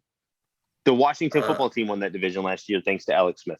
This may be the first time in years a team wins this division back-to-back.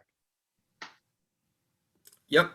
Oh, man. And I'm going to agree with you. But here's the thing. They don't have a quarterback. Who's their quarterback right now? It's Fitzmagic? It's Fitzmagic. Yeah. Fitzmagic. Scary Terry. Oh, my God, man. And Antonio Gibson. Look at the wide receivers. Look what they have. They made some of the they had one of Who's the their best running back right now? Antonio Gibson. They what? Antonio Gibson? Yeah, he was a rookie last year. He was incredible. Oh man! Just look at that I know team. They lost P. Ryan. They got rid of P. Ryan. They got rid of AP. Who was the one who was AP still unsigned? Someone beat the crap out of someone last year and got released, right? Was that P. Ryan? Juice. That was Juice. Oh, thank you. Geis, whatever you want to call it. Darius Geis. Yeah, and I heard he's about to get banned, and all his name is going to be removed from the college playbooks for his school too. Oh Jesus! Which is big. Yeah. Like, oh yeah, you did all this. Well, guess what? Now your name's out of the record books for us. Pretty much. But yeah, so the football team. And who I hate the most. You know who I hate the most on Washington? Kerrigan. No, you don't hate him. You hate to love him. That man is a monster. Dude, he is so good. I just every single time I see him on the field, I'm like, no. For so long. But I think he's a free agent right now. Like, I don't think anybody signed him. They'll go back. But dude. Don't say Kerrigan that. is one of those guys. Don't say that. He'll go to Washington and it'd be a linebacker for you guys.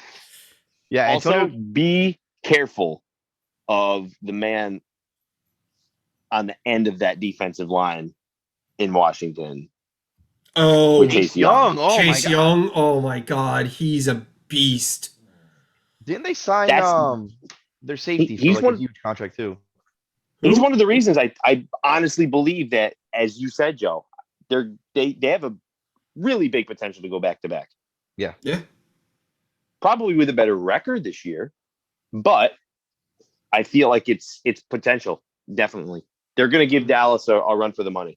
If Dallas can't get it's gonna come down to it. Like if Dallas's defense can get their shit together with Dan Quinn and hopefully a top 10 defensive player, then it's gonna be close. It's gonna be close. It's gonna come.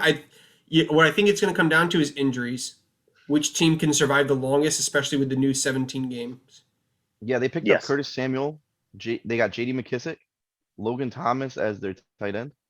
And their backup quarterback. Logan Thomas, though, isn't anything to write home about. But no, he was consistent as hell last year. Yeah, but that's what I'm saying. He's not anything to write home about, but he's not anything to, Consistency is key in the NFL. Yeah, though. That's true. All right, and moving on, because we're not even halfway done here, and we gotta push through. All right, we'll push through the next few. Oh yeah, I forgot about Sweat. I meant Landon Collins too. Yeah, I don't care about him. He's garbage. He's not bad. Oh, yeah, you'll be saying that when he intercepts Andy Dalton next year. Oh, wait, Dak Prescott, whoever you have started. Yeah. Ben DiNucci. All right, San Francisco 49ers. Their saving grace is George Kittle and their defense. Usa. Yeah, I rank them low because of their injuries. They go higher. Yeah, this is their floor. This is injuries and an unknown quarterback situation with are we going quarterback in the draft? Are we trading Jimmy? I think they have to because Jimmy G just gets injured way too much. He does. They have to. He does. He's a very uncertain he's an uncertain mark on their future. I feel like if he didn't get injured so much that he would actually be like they would be so much better than they are. Could be. He could be. If he did what he did with him in that Super Bowl, he could have done so much more. Mm-hmm. Like he did when he was with the Patriots. When he was the starter. When he first came to the Niners, he was on a tear. When he first came to the Niners, they didn't lose a single game. Was it 5 straight or 7th straight? 7. Yeah. Yeah, he was on fire, and then he got hurt, and then he hasn't been the same. Yeah. Same thing happened with Wentz. He got hurt. He hasn't been the same since he got hurt. It's true. Number 16. Minnesota Vikings. Vikings, super easy to, go here. Dalvin Adam Cook. Thielen, Justin Jefferson, Dalvin Cook.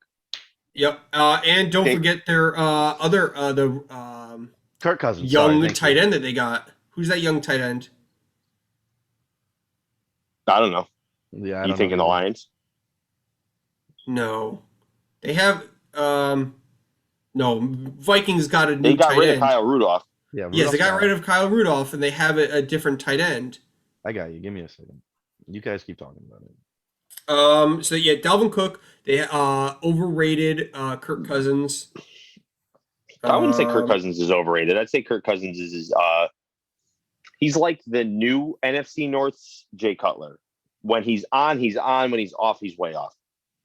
Irv Smith. Irv Smith. Yes, there you go. See, I knew it. And not only that, but they picked up Patrick Peterson. They did. This is true. They signed Xavier Woods as well. Yeah, they have Harrison Smith, Anthony Barr, Eric Kendricks, and Al Hunter. I definitely feel like they can move up. It just depends on how if they can actually be consistent. Yeah, exactly. Like they seem to fall apart during tough games. They are always consistently mediocre, I feel like. Yeah, well, that's why they're number 16, directly in the middle of the pack. Number 15. That's why they're 16. Number 15. Number 15, Los Angeles Chargers. Justin Herbert. Because for 2 people. So this is Justin Herbert's floor. I'm saying Justin Herbert and Derwin James are the 2 people why they are so freaking high on this right now. Not only that, but Joey Bosa. Is it Joey Bosa? Yeah, Joey Bosa. Yeah, Joey Bosa. Nick Bosa's on the Niners. And Ingram. Nope, he's a free agent. He's a free agent. No, but I'm saying as also because of last year as well. Yeah. That was a big part that they were. But you got to also consider, he's not on the team anymore. So yes, if he was still on the team, they probably would have been higher. Keenan Allen. Keenan Allen has Mike Williams, right? They still have Mike Williams? They got Mike Williams. Yep. I feel like like in this draft for the Chargers, I feel like they need to go offensive line. Yeah. Protect Herbert a little bit more. Make sure that That's his the one They have thing longevity. they have plenty of weapons. Their defense is decently solid. So either they go offensive line or they buff up the defense a little bit. I don't see them. They never protected Rivers, and that's why Rivers never won a championship. Yeah. Rivers is the modern day. Joe, I don't know if you can agree. Chris, I don't know if you can agree. Rivers is our modern day Dan Marino. Yeah. He's got all the stats in the world. Well, he's retired, so it's not modern day anymore. No. Like our generations, like how we, he's literally our days Dan Marino. We got to watch this dude put up numbers year after year. He's definitely, in my eyes, a Hall of Fame quarterback. Yeah. Top 10 in like top 10, 5 in like every major statistic. Him and his never 18 won a championship. Kids. Yeah, it's you know what I mean? Like yeah. After he retired, he said he could finally start working on having a family. Number 14. Miami Dolphins. God, this team is talented. This team has so much talent. It's so young. I think I ranked the Dolphins higher than both of you did. You did. You did. I wanted to, but I couldn't. Yeah, there's just so many better teams. I don't know. To be exact, there's 13 better teams. Honestly, though, like the Dolphins to me they're so unbelievably talented. They have you have so many people. When they got Jones from us, I was so upset. I think Tua is my only question mark on this team. Tua's consistency. Who's their running back? Myles Gaskin. He's all right. And they picked somebody up, I think, too. And their backup is Kenobi Triscuit. Oh, Jacoby Brissett. Yeah, I mean, they're so young, so full of talent. I feel like if they actually do OTAs, Parker and Fuller right there, holy shit. Yeah, they got it. Yeah, and they have a couple of Jakeem Grant. You know, I know this is pre-draft, but man, I hope that they're going to get someone special in the draft. And my Lord. I think after the draft they will go up in this. I think after the draft they're probably going to be 10. It'll be close. Yeah. They got Malcolm Brown too as their backup running back. Oh Jesus. Yeah, the Dolphins are a lot more special than people want to give them credit for. Their defense is equally as too. I think that them and the Bills are going to go like it's going to be a brawl.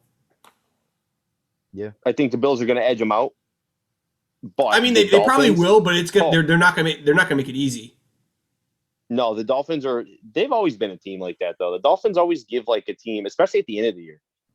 The Patriots, for some reason, could never beat the Dolphins like in Miami. At the end of the year, they go down to Miami and the Dolphins would beat them.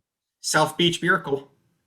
Dude, that was amazing. I love that. That game was that was so great. Fantastic.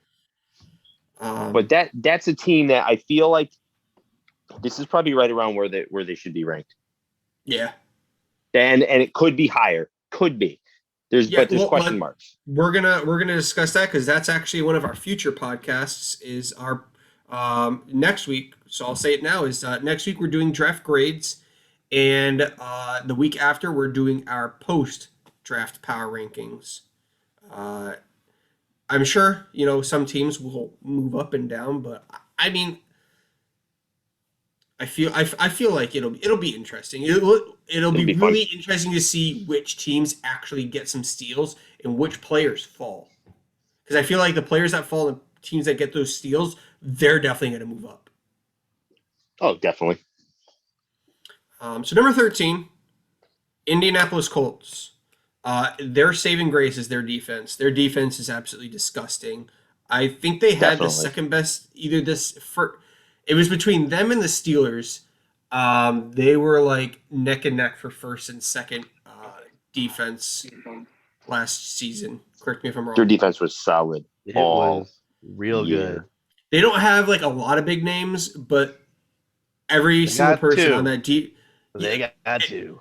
Okay, like I said, 2 is not a lot. 2 all pros is. 2's all pros is? 2 all pros is a lot. Yes. But at the same For time, 32 teams, yes. Let me finish. Each person on that defense plays their role, and they do it well. Mm-hmm. Oh yeah, and they play together as an actual unit, and that's why they do so well. They're ball hawks. I love that. Yeah, absolutely. I think the only reason I ranked them lower than I and I know Joe was like, "What the fuck? What'd you do?" I think the only reason I ranked them as low as I did is because of the uncertainty of Carson Wentz. Yeah. Well, I also ranked them lower because I'm not a fan of their offense. Yes, they have Marlon Mack. Yes, you have Ty, but Ty has been Marlon recently. Mack? What? You go Jonathan Taylor. Yeah. Regardless, they have Jonathan Taylor. They have Marlon Mack, but Ty is also a big question mark because he has been in recent years. He's been getting more injuries, and he's getting more injury prone, and also Carson Wentz is a huge question mark. How long is he going to stay healthy for? Fun fact: Carson Wentz has missed less games than Dak Prescott. That's kind of gross. It's like literally by one game, I think. Right? It's by like one game. 8 games for Carson Wentz. 8 games. Carson Wentz has missed 8 games. How many has Dak Prescott missed? He missed most of last season. What, week 4? Yeah, most were last season. That's the only reason why. But so he went down week 5. So he missed 11 games last season. That's it. He missed 11 in one season. Just saying. Yeah. So anyway, anyways, my main question mark is okay. So right now, Wentz just got put onto the Colts. Was it their offensive coordinator or whoever it is the guy that worked with Wentz, quarterback's coach? I can't remember. He's the one that worked with Wentz on the Eagles when Wentz was offensive coordinator, Frank Reich. Yeah, that dude. That was when Wentz was playing lights out and on his way to an MVP. Yeah, I think this is the Colts. So maybe we see a rejuvenation. It's the Colts' division to lose. Yeah, they got to show out. I think their ceiling's a lot higher, but I'm biased, so I can't say a lot here. I mean, I was biased too, so go ahead. I know. I like Zach Pascal. I like Michael Pittman. I hate Jack Doyle, but he's good. I fucking hate Jack Doyle. Fucking hate him. Jack He's Doyle on the goal. Fucking hate him. I got his jersey, signed autograph, met his wife. Fucking great people. Fucking hate him. He caught a pass and untouched had a fumble on the first, play of the game. Oh, you can't hate him off of one play. I just hate him in general. I don't hate Jack Doyle. You just can't hate him on one play. Nah, moving on to number 12. Moving on to number 12. I can't. Number 12, Arizona Cardinals. This is a great young team. Like, if you're talking about young teams, first teams that come to mind are, Chiefs, Cardinals, Dolphins, and the Cardinals Chargers. Are a young offense, fairly old defense. True. They have a veteran presence on their defense. They have a few very veteran-ish players on both sides of the ball. So they got J.J. Watt. They did lose Patrick Peterson. I forgot that J.J. Watt now. Yeah, that's true. J.J. Watt and Chandler Jones. That's scary. That line's going to be good. Yeah. It's a scary line. I honestly think that their ceiling could have been they could have been ranked a little bit higher, probably in the top 10. Didn't rank them as high because obviously, honestly, I you know what? Thinking back to this, I feel like I should have swapped them in the Saints. Yes and no, because of some of the players the Saints have on the team. But but here's the thing: is that they got ranked so high. The Cardinals did because the Cardinals actually have a quarterback. And they have DeAndre Hopkins. Other sneaky, I think it's really sneaky for the Cardinals, but I think AJ Green might still have some juice left too. I think so. He needs to stay healthy. Yeah. If he can stay healthy, watch out. looking back at this and discussing it now, I think the Cardinals are better than the Saints. I don't know yet. Because if the Saints give Mike Thomas, chance, right? Mike Thomas. So they don't have Emmanuel Sanders anymore. Emmanuel Sanders is gone from the Saints. Mike Thomas and Alvin Kamara both were injured last year.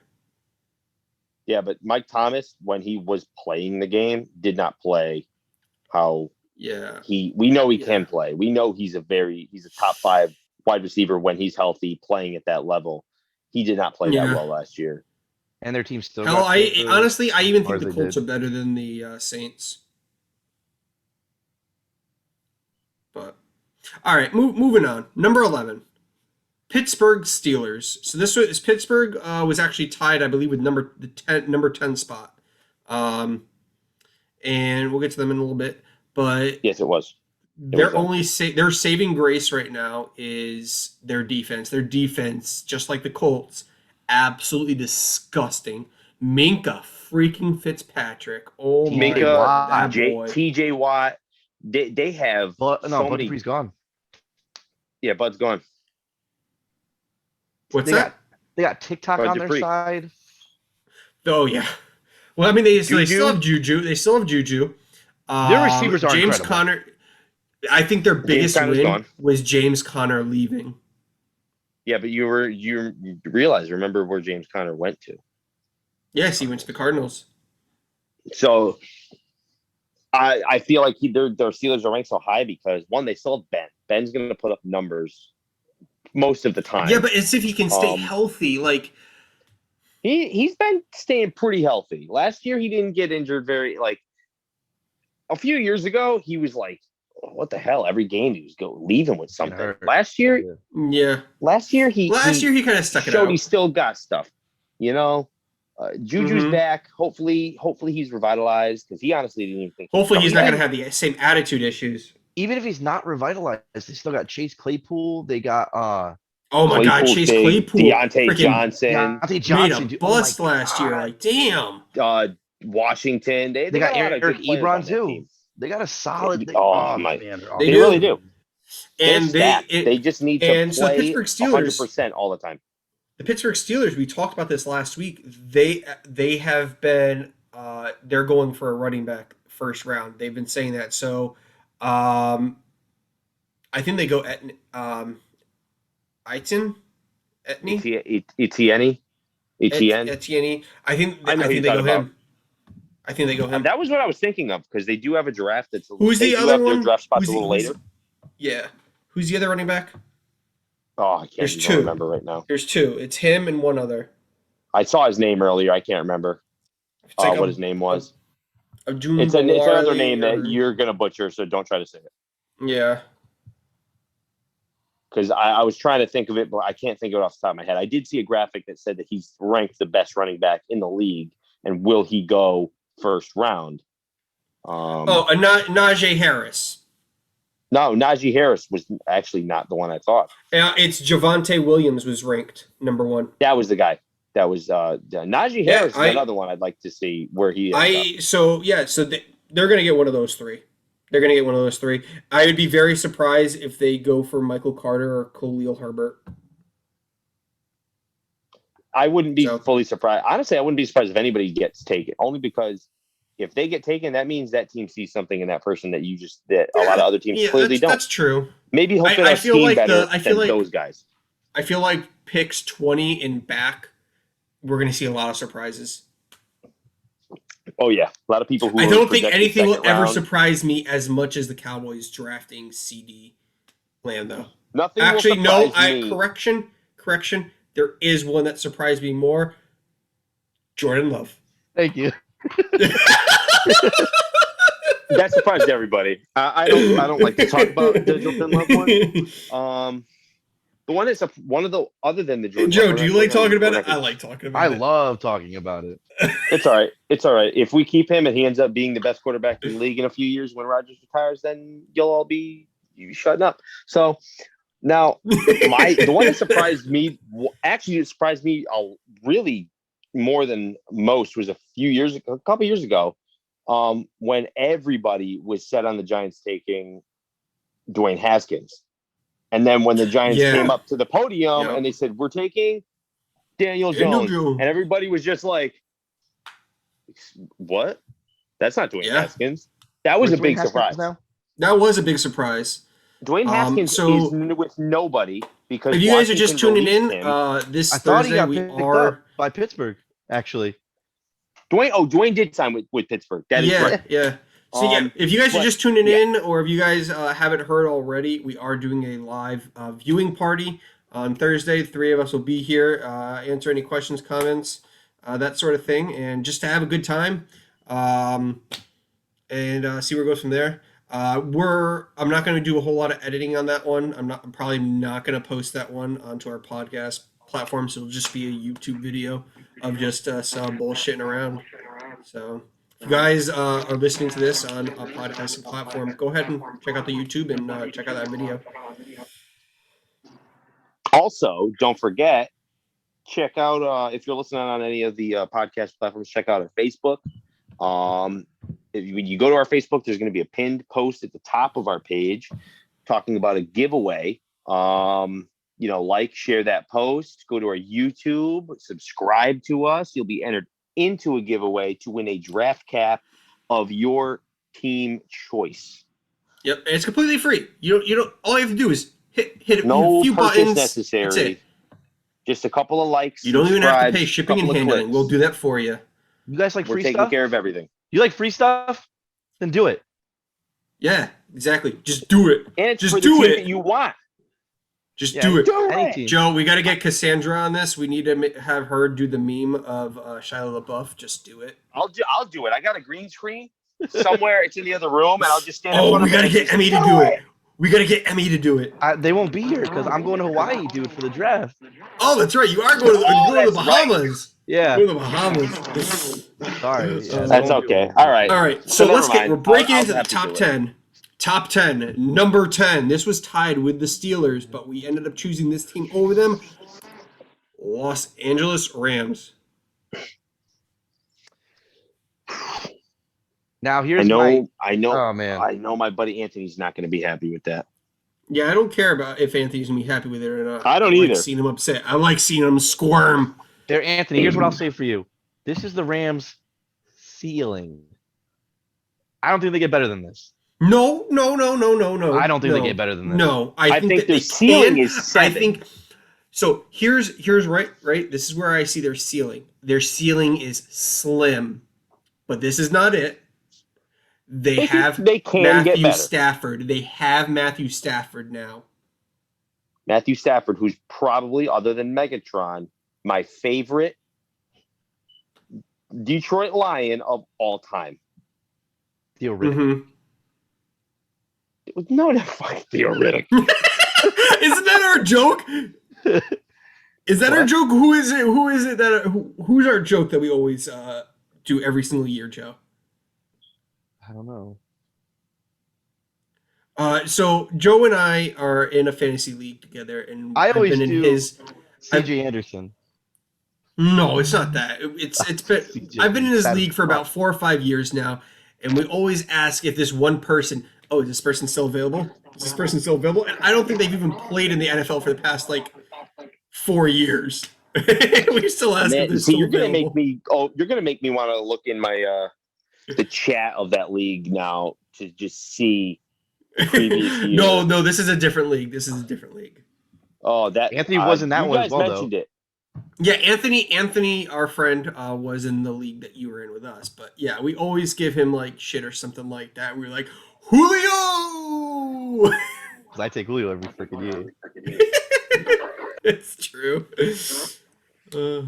But yeah, okay. So the Los Angeles Rams beat out the Pittsburgh Steelers. One is because of their offense. I believe that the Steelers have a slightly better defense. Slightly better.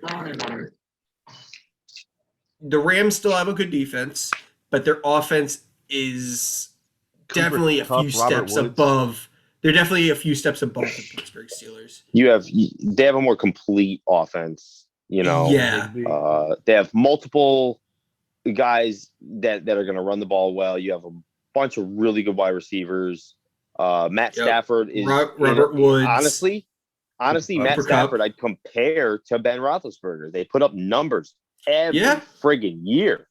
He's built like him. He's built like a tiny, a little skinnier than Big Ben, but they got a better line in the Rams.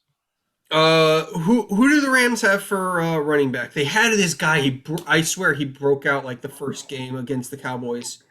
Give me a minute. I'll look at him. But yeah, Rams. Well, they had Michael Brown. I want to say his name was. That's who it was. Malcolm Brown. It wasn't Brown. Malcolm Brown. Wasn't Brown? Brown did pretty. They good. had Malcolm Brown. Eckler. No, Eckler was on the Chargers. Cam Akers. Akers. That's who it was. Yeah. He had a pretty nice breakout season. Yeah, he did pretty well. He was nice. There was a lot of really good. There was a lot of exciting people on both LA teams, to be honest. Yeah. Coming in at number 9, New Orleans Saints. Like I said before, I feel like I should have swapped the Cardinals and the Saints. I don't know, man. Not yet. The Saints, their defense has been slowly deteriorating. Yes, but that offense is so unpredictable. When that offense clicks, oh my God. Dude, you have freaking Alvin Kamara, who's a beast. When he is on game, he's a beast. So now there's no more Drew Brees, but he's retired. You have Taysom Hill, who has famous Jameis. You have Taysom Hill has proven he can do pretty much anything you ask him to. Didn't they just sign a new tight end? Do they still have Jared Cook? I feel like they do. I don't know. Jared Cook went somewhere else, I want to believe. Jared Cook signed. Yeah, I think he signed with somebody else, and now I can't think of the damn team that he's actually with the Chargers. Yes. Yeah, they don't got any tight ends that are worth knowing, really. No, the tight ends. There's Hunter Henry and there's Jonnu Smith. I mean the Saints. Yeah. But I'm saying, like, for the Saints, they don't have the big. They're not a tight end team. They got a couple of pretty solid wide receivers. Yeah, Traquan Smith was pretty good for him last year. Yeah, exactly. He stepped up big time. Here's their kind of depth chart. Is they have Jameis Winston, Taysom Hill, quarterback. Running back, they have Alvin Kamara and Latavius Murray. Wide receiver, they have stepped up every time Kamara wasn't out. He's such a good change of pace for them too. Oh, they still have this. Wait till we get into this one. So, wide receivers, they have Michael Thomas, Deontay Harris, Traquan Smith, Marquise Callaway, and this is their number 6 wide receiver is Little Jordan Humphrey. Yes, his actual name. Played for the Longhorns. He was so good with the Longhorns. That's why he's the number 6 wide receiver. College football really means so much. I know, but still, I love. That's why he's number 6. But he actually went undrafted, and now he's the number 6 wide receiver. But I loved watching him play. But yeah, that's and then their defense. Their defense. Most people aren't going to know. They have a better defensive line. Cameron Jordan. They have a better front. They have Cameron Jordan, Malcolm Roach, David Onyemata, Marcus Davenport. They have C.J. Gardner-Johnson as a cornerback, Malcolm Jenkins, and they have Marshawn Lattimore. Yeah, they have a solid. They have a solid team, like all around. Honestly, if we had to switch them with anybody, I would probably switch them. You know who they actually have that I think you're going to be surprised about is they have Ty Montgomery. Yeah, they do. Yes, I knew that. He is their kick returner. Good. And they got arguably the best kicker in the NFC. In the NFC? Yeah, Will Lutz. Lutz is a beast. Lutz is insane. I think before he joined the Cowboys, I would have disagreed with Greg the Leg Zuerlein. But since being with the Cowboys, he's definitely not his old self. No, NFC, no. Young Ko Ho. Younghoe Koo. Younghoe Koo is a Younghoe Koo. monster. That he's the number one in the NFC. I don't think how many good years has he had? He's only been in the league for like a couple of years. Well, yeah, he's only been in the league for 2 or 3 years. And when he was on the Chargers, he got cut, right? Because he wasn't good. You know, it was and then he went to Atlanta and freaking blew the fuck up. Will Lutz hasn't had a bad year. Will Lutz is the best one. Will Lutz has been Will Lutz is more consistent for a longer period of time. But as of this year, Ko is number one. Koo, in my opinion, is probably one of he's top.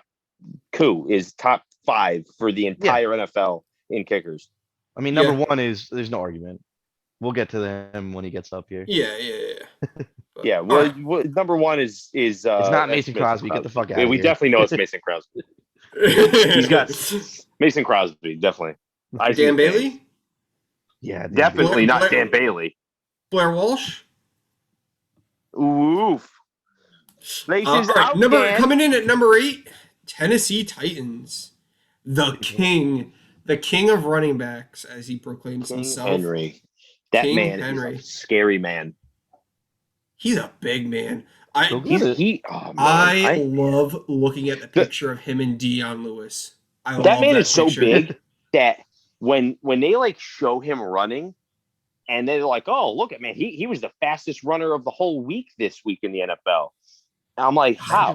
Really look at him run. He's so big, it doesn't even look like he's running that fast. It's crazy." I watched his 400+ yard game. I was there at Buffalo Wild Wings. I watched him in college, and I was just like, "Oh my god, I want the Cowboys to draft him." And then they didn't, and he went to the Titans. And they did not. But like, he is an insane dude. He's an athlete. He's a freak athlete. There's not many freak athletes in the NFL right now. He's definitely one of them. On his back, like he makes people want to play better. He makes people want to play better. Who's their? They have Corey Davis, I believe, right? AJ Brown, dude. AJ Brown and Corey Davis. AJ Brown. They have Corey Davis, and who else? They have one other wide receiver. Was it Adam Humphries? No, Adam Humphries is gone from them. Yeah, I don't think they have a third one anymore. Oh yeah, no, just the two. Yeah, and those two do exactly what they need to do. And AJ Brown is a freak. He's so good. Let's look real quick. Wide receivers. Where is it? They got Jeremy Reynolds. Josh Reynolds. They have Josh Reynolds. Thank you. They don't have Corey Davis. No, Corey Davis is gone. Yeah. So they have Nick Westbrook, Icahn, AJ Brown, Josh Reynolds. They got Josh Reynolds from the Rams. Mm-hmm. Yes. And then they have Derrick Henry, and then they have Jeremy McNichols as his backup. Derrick Henry's just an absolute monster, though. And their defense is pretty freaking solid, too, which is why they're in the top quarter of this list. Yeah. Yeah. Who they still have? Oh, they have Amani Hooker. And they have Janoris Jenkins, Bud Dupree. Yeah, they stacked their defense this offseason. Yeah, they have a pretty solid defense. I think they were dumb for getting rid of Adoree Jackson and Malcolm Butler. Yeah. I didn't like that. I don't think the Jackrabbit's a good replacement for them because he's kind of getting up there. But he hasn't been as impactful as he was in years past. Yeah, definitely. He still has it. He still has the ability, but he has to find a team that he really like. He has to find a scheme that he fits into really well, so that he can still like play at that level. That was like Darrelle Revis when Darrelle Revis, started to fizzle out. He just couldn't fit into it anymore. Definitely.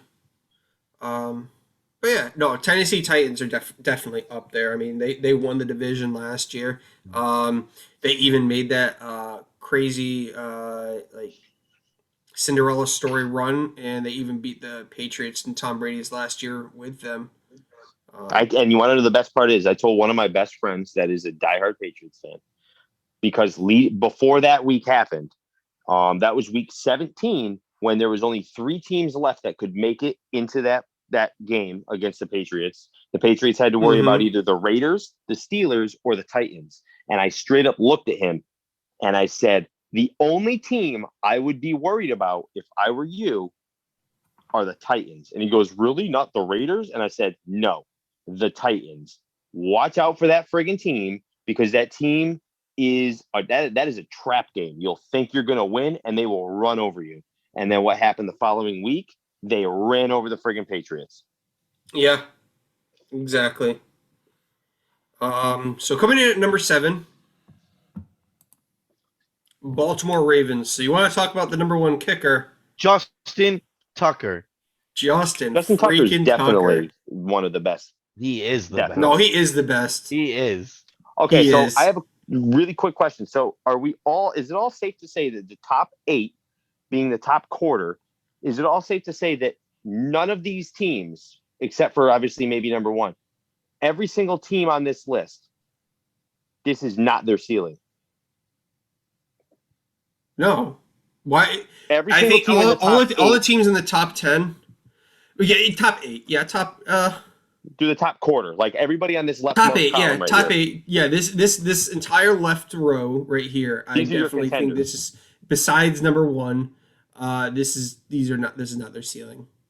No, these are all pretty much the contenders right here. Yeah, This these is are the actually contenders. the top only 8. team I don't see as a contender that's in the top 8. Who, Is which Titans? one? Are the Ravens. Oh, the Ravens? Well, that's because with, Lamar Jackson just needs more help.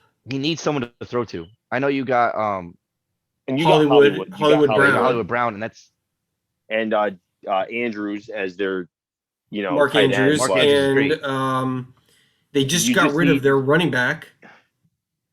they need one more. I don't want to say their running game sucks because Lamar Jackson's incredible, but it wasn't consistent last year. Who was their? Oh, they just got Sammy Watkins. Yeah, but that doesn't. I was So- to be has a great blatantly league honest with one you, area. I'd rather I would have, if I was them, I would rather re-sign Des Bryant than sign Sammy Watkins. Yeah. So the running Could be- backs is J.K. yeah. Dobbins, Gus Edwards, and Justin Hill, Yeah, which all got a Dobbins- fair share last Yeah. year. Dobbins was shown at the end of last year that you can be a pretty Mhm. capable running back.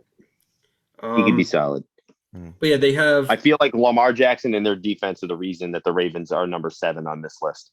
I forgot they had Ronnie Stanley. But like left watching tackle. when Lamar Jackson plays from behind, that team does not stand a chance He's as much. terrifying. Yeah. He's terrifying. When he when plays a that- lead, he's incredible. But they showed, I think, last year, the year before, like if he's playing But from yeah, behind, he does not. Their have the same defense talent. definitely carries. Definitely, they play harder than Lamar by far. Mhm. But I mean, it is what it is. And that's why I think number 6 is just going to keep winning this division. Is Cleveland Damn. Browns. This was a throw up too with the Browns. I feel like not many people going into last year saw the Browns doing. I did. I've been they rooting did. for them for a while. I've been rooting for them for the past 2 or 3 years. A couple of years, I knew right away. I was like, yeah, this team's gonna start heating up. You have like really good friends. Since they in drafted Baker Odell. Mayfield. Once Not they got even rid of since Johnny Manziel. Well, they needed to get rid of him. He had issues. He had Here's my issues on question for both you guys: Okay. What's their weakness? their weakness. Yeah, Ooh, their I don't weakness. See it. I don't see it. Odell. And No. he went down last year, and they were still incredible without him. Their Yes, I weakness know, but that's his weakness is No, that whole team's weakness is their quarterback. If Baker Mayfield goes Is down, it? who can carry it? oh yeah. And Well, Danucci. No. No, fuck I is think Danucci? I think that Odell is their weakness because they could do so much better than him. No, but he went down you're last saying, year, and they he went still down and balled out. they didn't miss him. So Yeah, but why with have him- someone on the team that's not going to help you? Yeah, but he also missed most of the year with an ACL tear. If he was to but they still did. They still did as good as they did. Yes, but adding him to that mix, you have Jarvis Landry. He didn't contribute in the beginning of the season. They didn't give him time to heat up. The mid, and then he got hurt. I feel like they could do better. Honestly, I feel like their weakest point is the quarterback. If Baker Mayfield goes down, who do they have to step up and run that friggin' team as the field general? Who is their backup? Let's look that up real quick. I'd like to see that because honestly, like, and is that individual going to have what it takes to be able to lead that team? They actually might, yeah. Case Keenum. Damn. That's a good backup. He's not a great starter, but he is a solid backup. I mean, if you have Case Keenum, your running backs are Nick Chubb, Kareem Hunt. You have wide receivers, Odell Beckham, Donovan Peoples-Jones. I love Donovan Peoples-Jones, another Longhorn right there. Yeah. Jarvis Landry, Rashard Higgins, Austin Hooper, Harrison Bryant, David Njoku. He's going to be gone. He has to be. He has to be traded. Njoku wants out. Yeah. Well, yeah, he's not getting any. So that's your offense. Even if you're Case Keenum, you're still going to do just fine. Because, on their defensive side, that, dude. Andy Dalton last year. Yes, but Case Keenum's not Andy Dalton. Andy Dalton's better. Is he though? I'd rather have Andy Dalton as a backup than he came in there to try to be a leader for the Cowboys, and everybody was just like, "You're not Dak." Yeah, your team gave up. You're not my real Dak.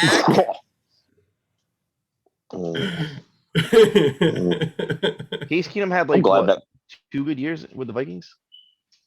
Yeah. Yeah.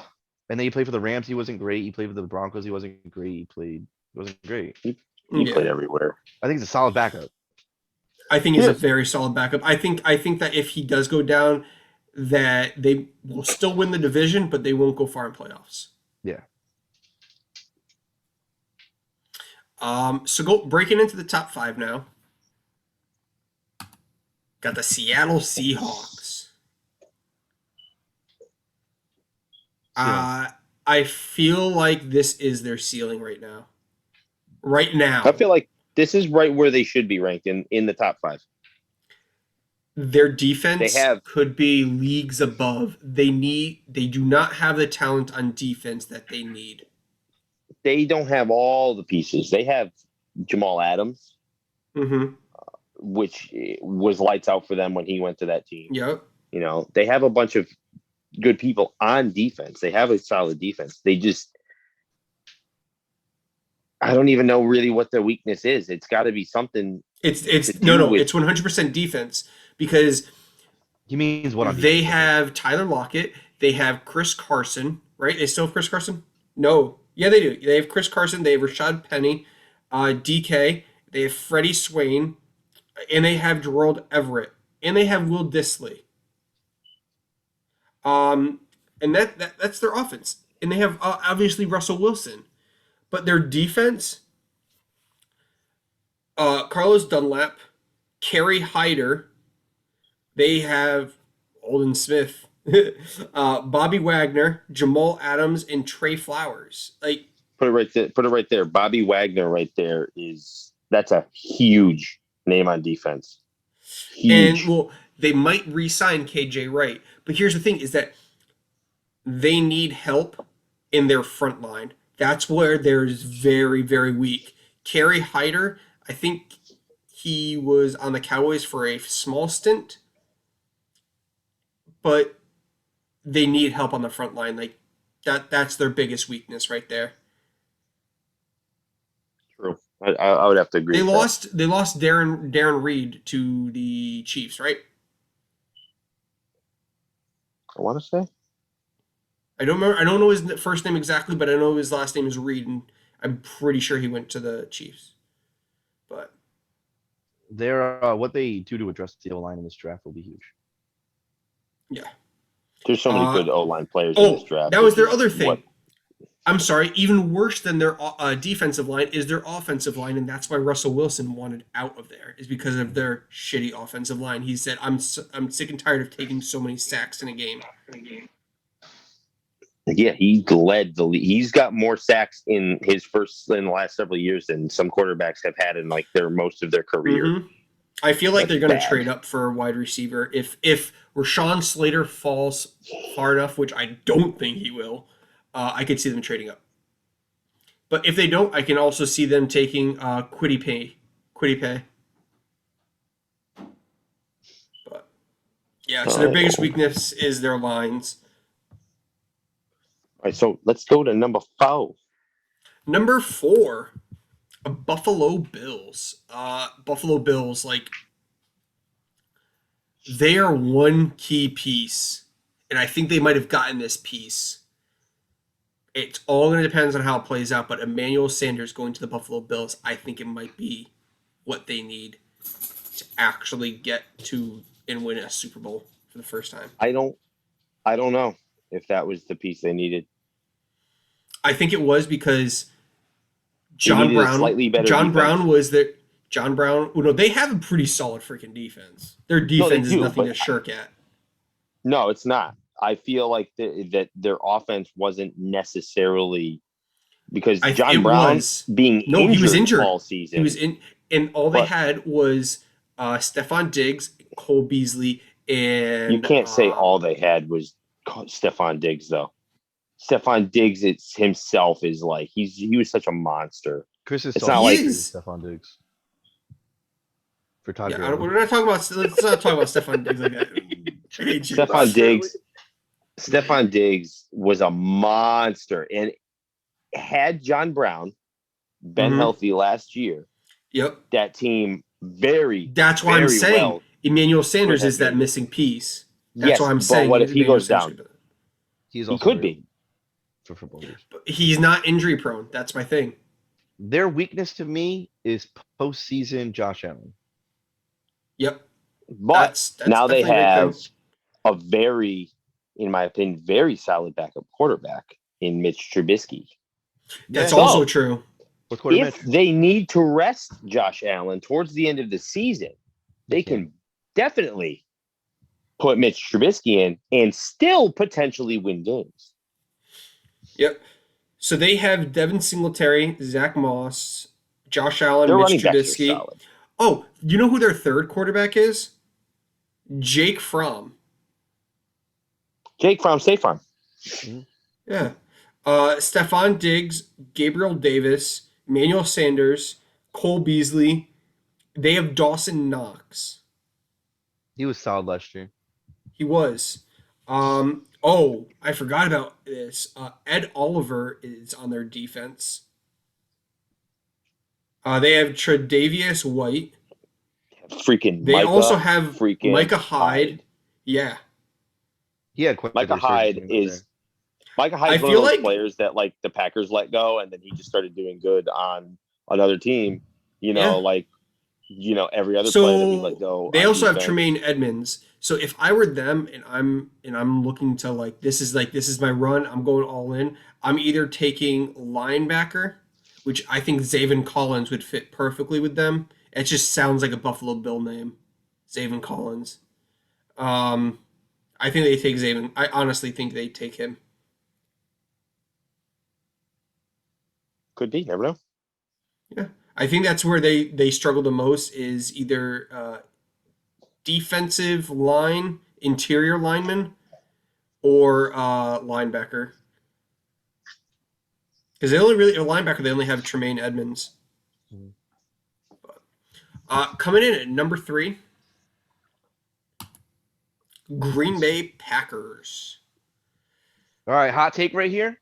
Ready? Hot take. This is their overrated. Floor. This is their floor. This is their floor. 100% this is their floor. I'm not messing with you. No, I feel like it's not their floor. I feel like number 5 is their floor. I feel like number 5 is honestly, I'm going to, obviously, and this is going to be 100% biased with Joe. this does feel like their floor. The team last year fired on, like, I legit told people at work that were like, oh, what'd you think about this? Throughout the first half of the season, I told people, as a Packers fan who has literally just been a diehard fan forever, watching them play at the level they played the first half of the season scared me. Yeah. I was like, this is really weird. Rodgers played better than I've ever seen him play. And I said, this is terrifying. Did he win MVP? He did, for the third time. So, but just watching him play, I was like, this man is terrifying. He's scary to watch. I think that they definitely secured their place in the top 3 just by like re-signing the key pieces that they needed to re-sign, like Aaron Jones, and then taking the 5th option on Jair Alexander. There's other few. There's so many players. Big names that we needed to keep. I mean, we got rid of a couple players that could have hurt us in the long run. I feel like we should be okay. I don't think Jamal Williams leaving is going to hurt you. No, it's not. I wanted him to stay, but I also wanted him to go to a team that, of course, you want him. Some decent players to stay, but yeah. But I'll tell you right now, watching them play, and the crazy stat that I always get thrown up with is Davante Adams last year had the amount of yards, touchdowns, and receptions he had, and he is the first player in NFL history to do that with 18 touchdowns, 117 or 118 receptions, 18 touchdowns, and like 1,400 yards. And the most disgusting thing about that is he did that in 13 and a half games. Yeah. And if they continue to play like that, I got to agree with Joe. That is their floor. If they continue to do that and the defense can kind of, tighten up with some of the problematic, like the run defense in some games, like especially the one against the Vikings where they let Dalvin Cook run for 4 touchdowns. It's like that's, I can see where you're coming from though. Their floor could be down at 5. They're definitely a top 5 team, but they should have had it last year and they didn't. It didn't work out the way that it should have, but I was pulling for Bills Packers Super Bowl. They're not drafting a quarterback in the first round of this year's draft, so their team's only get better, I feel like. And honestly, a lot of people have us going. I had us going linebacker in our mock draft, and I don't think that's going to happen anymore. I think it's very possible we finally draft a wide receiver. I think so too. I don't know, man. I want to say that. Hey, Chris, how many touchdowns has Aaron Rodgers thrown to first-round picks? None. I think it's 1. I think it's not 1. That we have drafted. Yeah, none that you have drafted. I think it's 1 total. Yeah. Though. Yeah. He's thrown to Mercedes Lewis.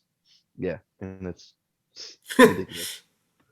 It's fucked up. But we've never had a number 1 wide receiver or tight end before.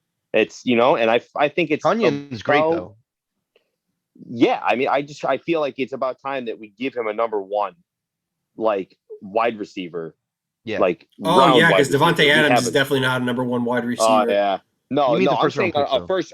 We need a first round pick to throw to go alongside of him because Davante Adams is clearly number 1. But who's our number 2? Like who's our solid number 2? We don't have a solid. You can't answer that. They swap. He throws it to everybody else as a backup to Adams. Yeah. Granted, Tunyon did really, really good last year, but he's a tight end, so it's all up in the air. All right. So number 2 and number 1, we're going to kind of announce at the same time because you'll figure it out real quick. Yeah. So we're gonna briefly discuss the number 2, and then we'll get into number 1, and then say why this happened. But number 2, Kansas City Chiefs, runner-up in the 2020 season. I think it's the Jets, number 1. Yeah, because they're not already shown. No. Losing to the number 1 Buccaneers. Tampa Bay. So the Chiefs, right? Tampa Bay Patriots. As of yesterday they filled their biggest need, and that was left tackle. And I think they did a damn good job filling that left tackle position. Now, here's the thing is that they need to be able to pay him after this season. Otherwise, it'll be all for naught. But I feel like they have a great wide receiver core. They have a great running back. Patrick freaking Mahomes. They even have Travis Kelce. And they have Tyrann Mathieu on the defensive side. And Chris Jones. They even might bring back – I don't think they're going to bring back Eric Fisher because left tackle's been filled. They released Eric Fisher. Yeah, but there was talk that they might bring him back. Yeah. Since they released him and the guard, too, at the same time. Yeah. There's talks that they might bring the guard back, though. Yeah. But this is very close. Number 1, number 2, Tampa Bay. I personally thought the Chiefs are better. I don't think Tampa Bay has gotten better. The only non-re-signing that they really did was the running back there. Who was it? It was Ronald Jones. No, they signed someone Bourne? else. No, they didn't sign.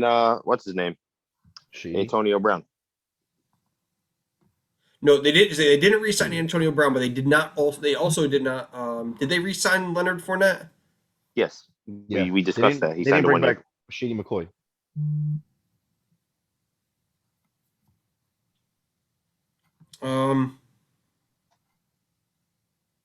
Listen, number 1 and 2, in my opinion, are completely interchangeable. I would say 1, 2, and 3, actually. 1, 2, and 3. You literally could put all the top 3 on our list. You could put them all at number 1. Giovanni Bernard. And call it a day. Oh, no, they re-signed him, yeah. No, they didn't re-sign him. That was the only non-re-signing. Well, yeah, because they signed him. He wasn't on the team to begin with last year. And he is a very Tom Brady running back. Yes. But, yeah, so like everybody else, they just pretty much just re-signed all 22 starters. Oh, yeah. But yeah, so pretty much at the end of the day, you could almost put the top 3 teams on our list at number 1. The only reason I personally did not put Tampa Bay number 1 is because they to me, you're just re-signing everybody. You're not improving. You know, but they are. Yes, you could always improve. Champions. Exactly. That's the only reason. Yeah. That's why I put them number 1. Yeah. The team stayed the same. Like if you want to talk power rankings, everybody in the ESPN offices, everybody in Sports Center, any of those places, they're going to put Tampa Bay number 1. Oh yeah, but so that concludes our power rankings for pre-drafts. I'm gonna stop sharing my screen right here. Ooh. I don't think you guys even looked to see if anybody made any comments. I have not. I honestly did not. I know. We've been going on and on and on. So this is So we've been going for over 2 hours now. Yeah, I wanted some fighting between us, which I kind of got. So I was happy. Yeah. To the one viewer that we still have. What's up? Thanks, man. Thanks for sticking with us. It's okay. It was only Anthony, and that was 7 minutes ago. I mean, Steelers 10-0, bro. Starting. It's all about December football. January, whatever. Sure, that's a sentence. He means it's December Anthony football makes and January sentence. Football. Yeah. But here's also the thing, right? I felt like the let me actually fix my You got it switching. Screen. Yeah, I gotta fix it. That's fine. I feel like, oh boy, we're all over the place now. No, we're good. Great, you broke it. I did break it, but I feel Never like hire a Cowboys fan. Yeah, totally. Hey, so when you getting that laptop? You're still 20 years in the past, bro. Get out of here. Yeah. 30. 30. Almost 30. Ooh. Beat you all. But yeah, no, I feel like this was a nice power rankings. So let us know in the comments if you guys agree with us, disagree. Be more than happy to discuss this further with you guys. You guys can email us, message us on Facebook, comment on YouTube. We look comment forward on to the hearing video. from you guys, and I always check the comments. So, also, if you guys already haven't heard it enough, please check out our Facebook. Go and look at the giveaway that we're doing. It's completely free. It takes 2 seconds to do it. 2 seconds of your time. There's 86,000 seconds in a day. 86,400. You can take 2 of them. What's that? 86,400 seconds in a day. Yeah. Why do you people know that? Because you got to live like you're dying, man. It's that song. And also, Bro, I'm here for a good time, not a long time. If you have $86,400, and someone takes 10 from you, are you really going to be that mad? Yeah. Okay, Marquise Goodwin. You took my money. It's been all over like my Facebook. Yeah, I'd be pissed off. I'd be like, "Yo, you just took my $10. I work for that $10." Yeah, kick you in the groin. Anthony. He said I meant to say like December, January. It was references Zach talking about Aaron Rodgers starting scary. Yeah, no, he definitely got a little scary there, but he stayed scary. You know, until he met Tampa Bay. Until he met Tampa Bay. Until he met the referees that Tom Brady hired, or else he threatened to kick him out on the lip. Yeah, bro, kick that shit a little bit. I explained to you. Not disagreeing. I was rooting for the Green Bay that entire game, but I mean, I called it from. Yeah, I knew it was going to happen. So, but thanks, guys. Thanks for tuning in. I know this was a really long episode. I might split it into 2 parts. So stay tuned, and thank you so much for all your love and your support and everybody sharing. Really means a lot to us. So thanks again, and have a good one, guys. Thanks for listening. Have a good one. Bye. Peace.